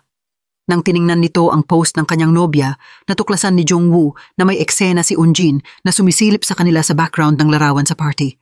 Sa panahong ito, naisip nito ang reaksyon ng kanyang nobya noong panahong iyon. Naniniwala si Jung-woo na alam ng kanyang nobya na siya ay sinusundan ni Eunjin. Bago bumalik si Jung-woo sa ospital, alam na ng direktor ang tungkol kay Eunjin. Kumpirmado rin nito ang alibi ni Eunjin sa araw ng insidente 7 taon na ang nakalilipas. Nalaman ng direktor na walang anumang meeting sa ibang bansa si Eunjin tulad ng sinabi nito noong araw na iyon. Totoo nga. Sa araw ng insidente, nagkaroon ng aksidente sa sasakyan si Jung-woo. Si Eunjin naman ay talagang sumisilip sa labas ng hospital room. Sa panahong ito, galit na tinanong ng direktor si Eunjin kung bakit niya iyon ginawa. Tinanong ni Eunjin ang direktor kung bakit palagi mo akong ikukumpara kay Jung-woo. Naging ganito ang pangyayari. Sa lahat ng mga taong ito, si Eunjin ay matalik na kaibigan ni Jung-woo sa ibabaw, ngunit sa totoo, palagi niyang kinamumuhian si Jung-woo. Sa kanyang paningin, ang direktor, ang ina ni Jung-woo at ang lahat ng tao ay mababa ang tingin sa kanya, kaya siya ay puno ng inferiority complex. Sa sandaling ito, nagmadaling bumalik sa ospital si Jung-woo. Buti na lamang, hindi sinaktan ni Eunjin ang direktor, ngunit nawala ito. Agad na nagmaneho si Jung-woo para habulin ito. Sa daan, naisip ni Jung-woo ang mga sinabi sa kanya ni Eunjin ng maraming beses nitong mga nakaraang araw. Palaging pinapayuhan ni Eunjin si Jung-woo na huwag isipin ang nakaraan at hayaan na ang nakaraan. Ngayon, alam na ni Jung-woo kung bakit niya iyon sinabi. Sa kabilang banda, si Eunjin ay tumatakas, ngunit sa kanyang isipan, iniisip pa rin niya ang paghahambing sa pagitan niya at ni Jung-woo. Ilang araw ang nakalilipas, dinala nito ang lalaking nahulog sa gusali sa bahay. Nangako rin itong magsasagawa ng operasyon sa anak na babae ng lalaki, ngunit ang kabila ay hindi makatwiran. Tanging ang surgical skills lamang ni Jung-woo ang pinaniwalaan nito. Ang mga salitang ito ang nagpagalaw kay Eunjin. Nang gabing iyon, nagtungo si Eunjin sa bahay ng lalaki. Nang marinig na tanging ang mga salita lamang ni Jung-woo ang pinaniwalaan ng lalaki, galit na itinulak pababa ni Eunjin ang lalaki. Batay sa pagkaunawa kay Eunjin, mabilis na natagpuan ni Jung-woo ito. Galit na tinanong ni Jung-woo si Eunjin kung bakit mo pinatay ang aking nobya. Sinabi ni Eunjin na ang taong tunay na dapat sisihin ay hindi ako, kundi ang iyong ina. Ang ina ni Jung-woo ay palaging kinamumuhian ang kanyang nobya. Nais pa nitong mawala ang kanyang nobya. Nabigla si Jung-woo pagkarinig nito. Talagang wala siyang ideya kung ano ang iniisip ng kanyang ina tungkol sa kanyang nobya. Pagkatapos, ibinigay ni Eunjin kay Jung-woo ang isang photo album at nagmadaling umalis. Agad na nakipag-ugnayan si Jungwoo sa kanyang ina at itinanoong kung ano ang nangyari noong panahong iyon. Sinabi ng ina ni Jungwoo na si Eunjin ay nasa isang abnormal na estado, kaya ang kanyang sinabi ay ganap na hindi maaasahan. Ngunit ano ang katotohanan? Si Jungwoo ay may sariling paghatol. Sinuri nito ang mga larawang naiwan para sa kanya ni Eunjin. Iyon ang itsura ng kanyang nobya ng gabi na siya ay pinatay. Noong nakaraan, dahil nais iwasan ni Jungwoo, kaya hindi pa niya ito tiningnan ng mabuti. At ngayon, pinagsama ang mga larawan at ang investigasyon ng pulisya sa panahong ito, napagpasyahan ni Jungwoo na ang kanyang nobya ay nasaktan sa ulo ng gabing iyon pagkatapos ay muling sinaksak ito. Maliwanag na may nangyari sa pagitan ng pasa at ng sugat. Nag-aaral din ng mga larawang ito si Min Yang. Napunta siya sa parehong konklusyon ni Jungwoo. Natuklasan niya na ang mga pinsalan ng nobya ni Jungwoo mula sa pagbugbog ay hindi nakamamatay, ngunit ang sugat ay mukhang sinadya at magulo. Tila ba ang pumatay ay talagang nais pumatay ng ibang tao? Iyon lamang, ang galit sa taong iyon ay inilipat sa biktima. Sa panig na ito, hinahabol ng junior ni Min Yang ang tumatakas na si Eunjin. Gumamit si Eunjin ng isang trick para ilihis ang atensyon ng pulisya. Napagpasyahan ni Min Yang na si Eunjin ay may hindi pa tapos na negosyo, iyon ay saktan sina Jungwoo at ang kanyang ina. Tama ang paghuhusga ni Min Yang. Sa panahong ito, nakipag-ugnayan na si Jungwoo sa kanyang ina at sinabihan itong manatili sa ospital at huwag lumabas sa panahong ito. Sa kasamaang palad, huli na ang paliwanag ni Jungwoo. Ngayon, lumitaw na si Eunjin sa elevator. Dinala nito ang ina ni Jungwoo sa isang lugar. Sinubukan ng ina ni Jungwoo na pakalmahin si Eunjin. Sinabi nito na sa kanyang puso, si Eunjin ay hindi naiiba sa kanyang sariling anak. Lalong nagalit si Eunjin. Sinabi nito na ang ina ni Jungwoo ay tanging ang kanyang sariling anak lamang ang nasa puso at hindi siya. Sinisi pa ni Eunjin ang ina ni Jungwoo para sa lahat. Sa pagtatapos ng gabi, nagmadaling bumalik sa ospital si Jungwoo. Nakita nito si Eunjin na nakaupong mag-isa ngunit hindi makita ang kanyang ina. Sinuntok ni Jungwoo si Eunjin. Hindi nito maintindihan kung bakit ito pinagkanulo ng kanyang matagal ng kaibigan. Bukas ang bibig ni Eunjin at sinabi ang totoo. Sinabi nito na ang lahat ng trahedya ay nagmula sa ina ni Jungwoo. Naging ganito ang pangyayari. Si Eunjin ay may nararamdaman para sa nobya ni Jungwoo, maraming taon na ang nakalilipas. Hindi sinasadyang nalaman ni Eunjin na ang ina ni Jungwoo ay nagpaplano umupo ng isang tao para alisin ang nobya ni Jungwoo. Upang protektahan ang babaeng gusto niya, nagtungo si Eunjin sa bahay ng nobya ni Jungwoo at pinayuhan itong umalis kaagad. Nais sabihin ng nobya ni Jungwoo kay Jungwoo ang nangyari, ngunit sinubukan ni Eunjin na hadlangan ito. Akala niya ay wala namang magagawa si Jungwoo. Sa pagtatalo, hindi sinasadyang nahulog ang nobya ni Jungwoo sa tea table, ngunit pagkatapos magkamalay, nasugatan ang nobya ni Jungwoo at nakipag-ugnayan kay Jungwoo. Natakot si Eunjin kaya pinatay nito ang telepono ng nobya ni Jungwoo at pagkatapos ay pinatay ito. Hanggang ngayon, ipinagtatanggol pa rin ni Eunjin ang kanyang sarili. Iniisip niya na ang nangyari noong panahong iyon ay ganap na aksidente na wala sa kanyang kontrol. Pagkarinig nito, sinuntok ni Jungwoo ng ilang beses sa mukha si Eunjin. Kung dinala ni Eunjin sa ospital sa tamang oras ang nobya ni Jungwoo, hindi sana nangyari ang trahedya. Sa panahong ito, nakakita si Jungwoo ng isang pool ng dugo sa sahig at ang madugong bandana ng kanyang ina. Napagtanto na may masamang nangyari sa kanyang ina, nagmadali si Jungwoo papasok sa operating room. Nakita nito ang kanyang ina na nakahandusay sa operating table at puno ng dugo. Ang eksena sa harap ng kanyang mga mata ay muling nagpalinaw sa memorya ni Jungwoo. Naalala nito ang eksena kung saan pinatay ang kanyang nobya ng gabing iyon. Pagkatapos matuklasang pinatay ang kanyang nobya, hindi sinasadyang nahulog ni Jungwoo ang relo mula sa kanyang bulsa.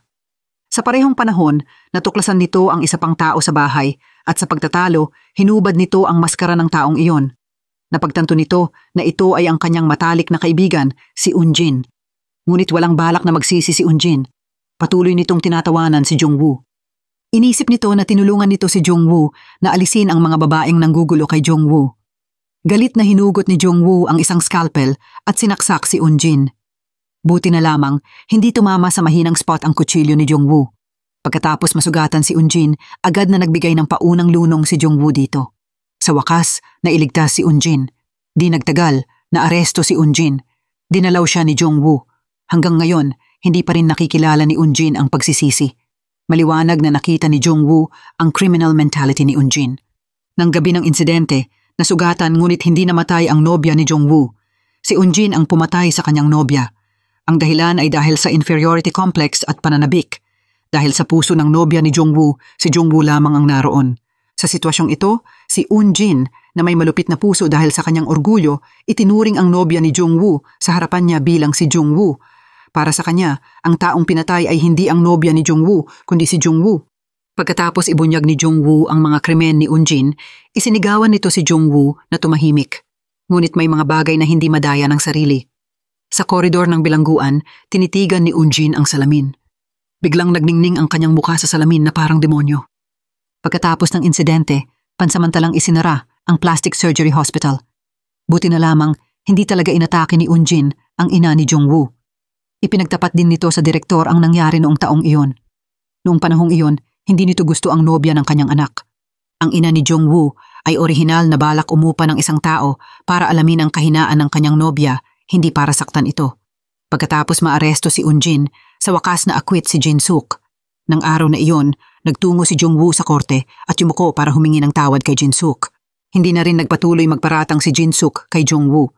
Ngayon ay binalak nito na magsimula muli at mag-aral ng mabuti para pumasa sa pagsusulit.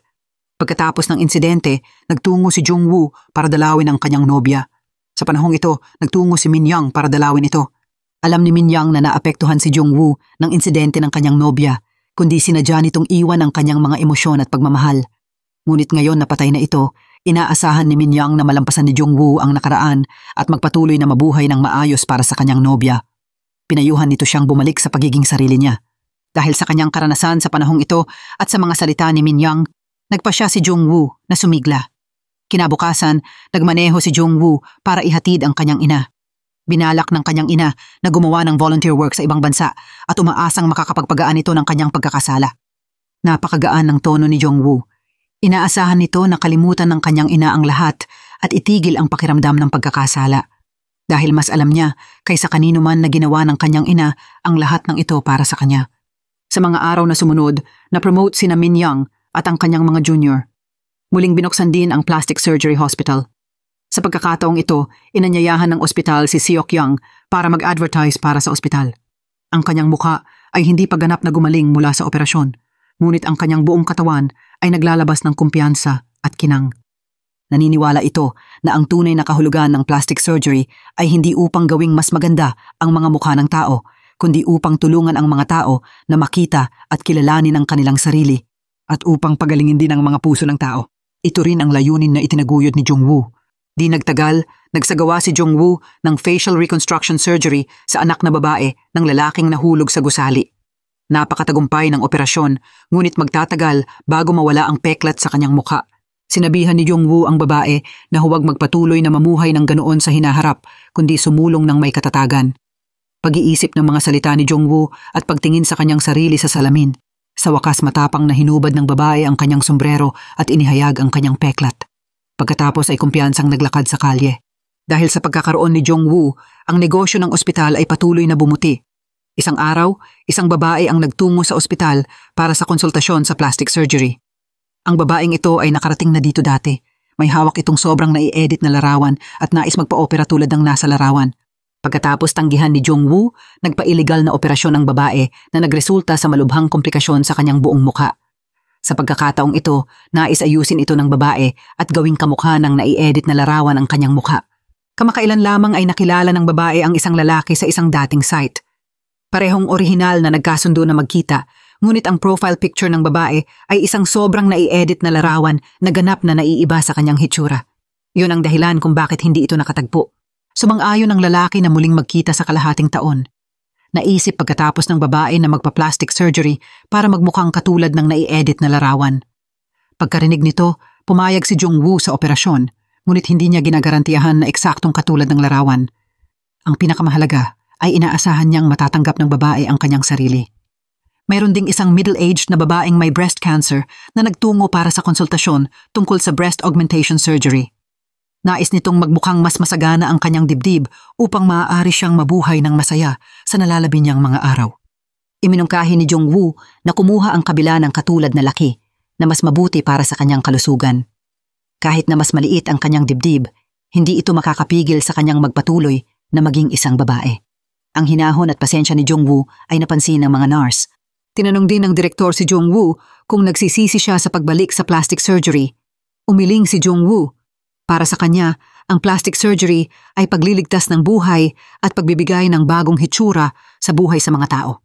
Pagkaraan ng ilang panahon, nagpadala si Jung-woo ng mensahe para makipagkita kay Min-yang. Pagkatapos basahin ang mensahe, mabilis na ayos ni Min-yang ang kanyang buhok. Pagkatapos magkita, lalong naguluhan si Min-yang nang makita si Jung-woo na may hawak na isang bukit ng bulaklak. Hindi inaasahan, ibinigay ni Jung-woo ang mga bulaklak sa pasyenteng si Amin na dati ay sumailalim sa gender reassignment surgery. Inanyayahan ni Amin si Jung-woo sa art exhibition para pasalamatan siya sa pagsasagawa ng operasyon kay Amin noong panahong iyon. Pagkatapos ng operasyon, natupad ni Amin ang kanyang pangarap na magbukas ng art exhibition at nagsimulang mahinahong harapin ang kanyang sarili sa pamamagitan ng pagpipinta. Napaantig si Min-yang. Bagamat ang mga pasyente ay umaasa sa kanilang sarili para pagalingin ang kanilang psikolohiya, ang plastic surgery ni Jung-woo ay tiyak na nagbukas ng pinto sa paggaling na ito. Hindi inaasahan, pagkatapos mag-usap ng sandali, biglang tinanong ni Jung-woo si Min-yang kung nagmamalasakit ba ito sa kanyang ospital o sa kanya ng personal. Agad na tumayo ng tuwid si Min-yang at umalis ng awkward. Habang nagsasalita, medyo galit ito dahil hindi binigyan siya ni Jung-woo ng bulaklak. Ngumiti lamang si Jung-woo at nagpa siyang anyayahan si Min-yang sa isang masaganang hapunan para ipagdiwang ang kanyang promosyon. Tila ba senyales na ang relasyon ng dalawa ay malapit nang pumasok sa isang bagong yugto.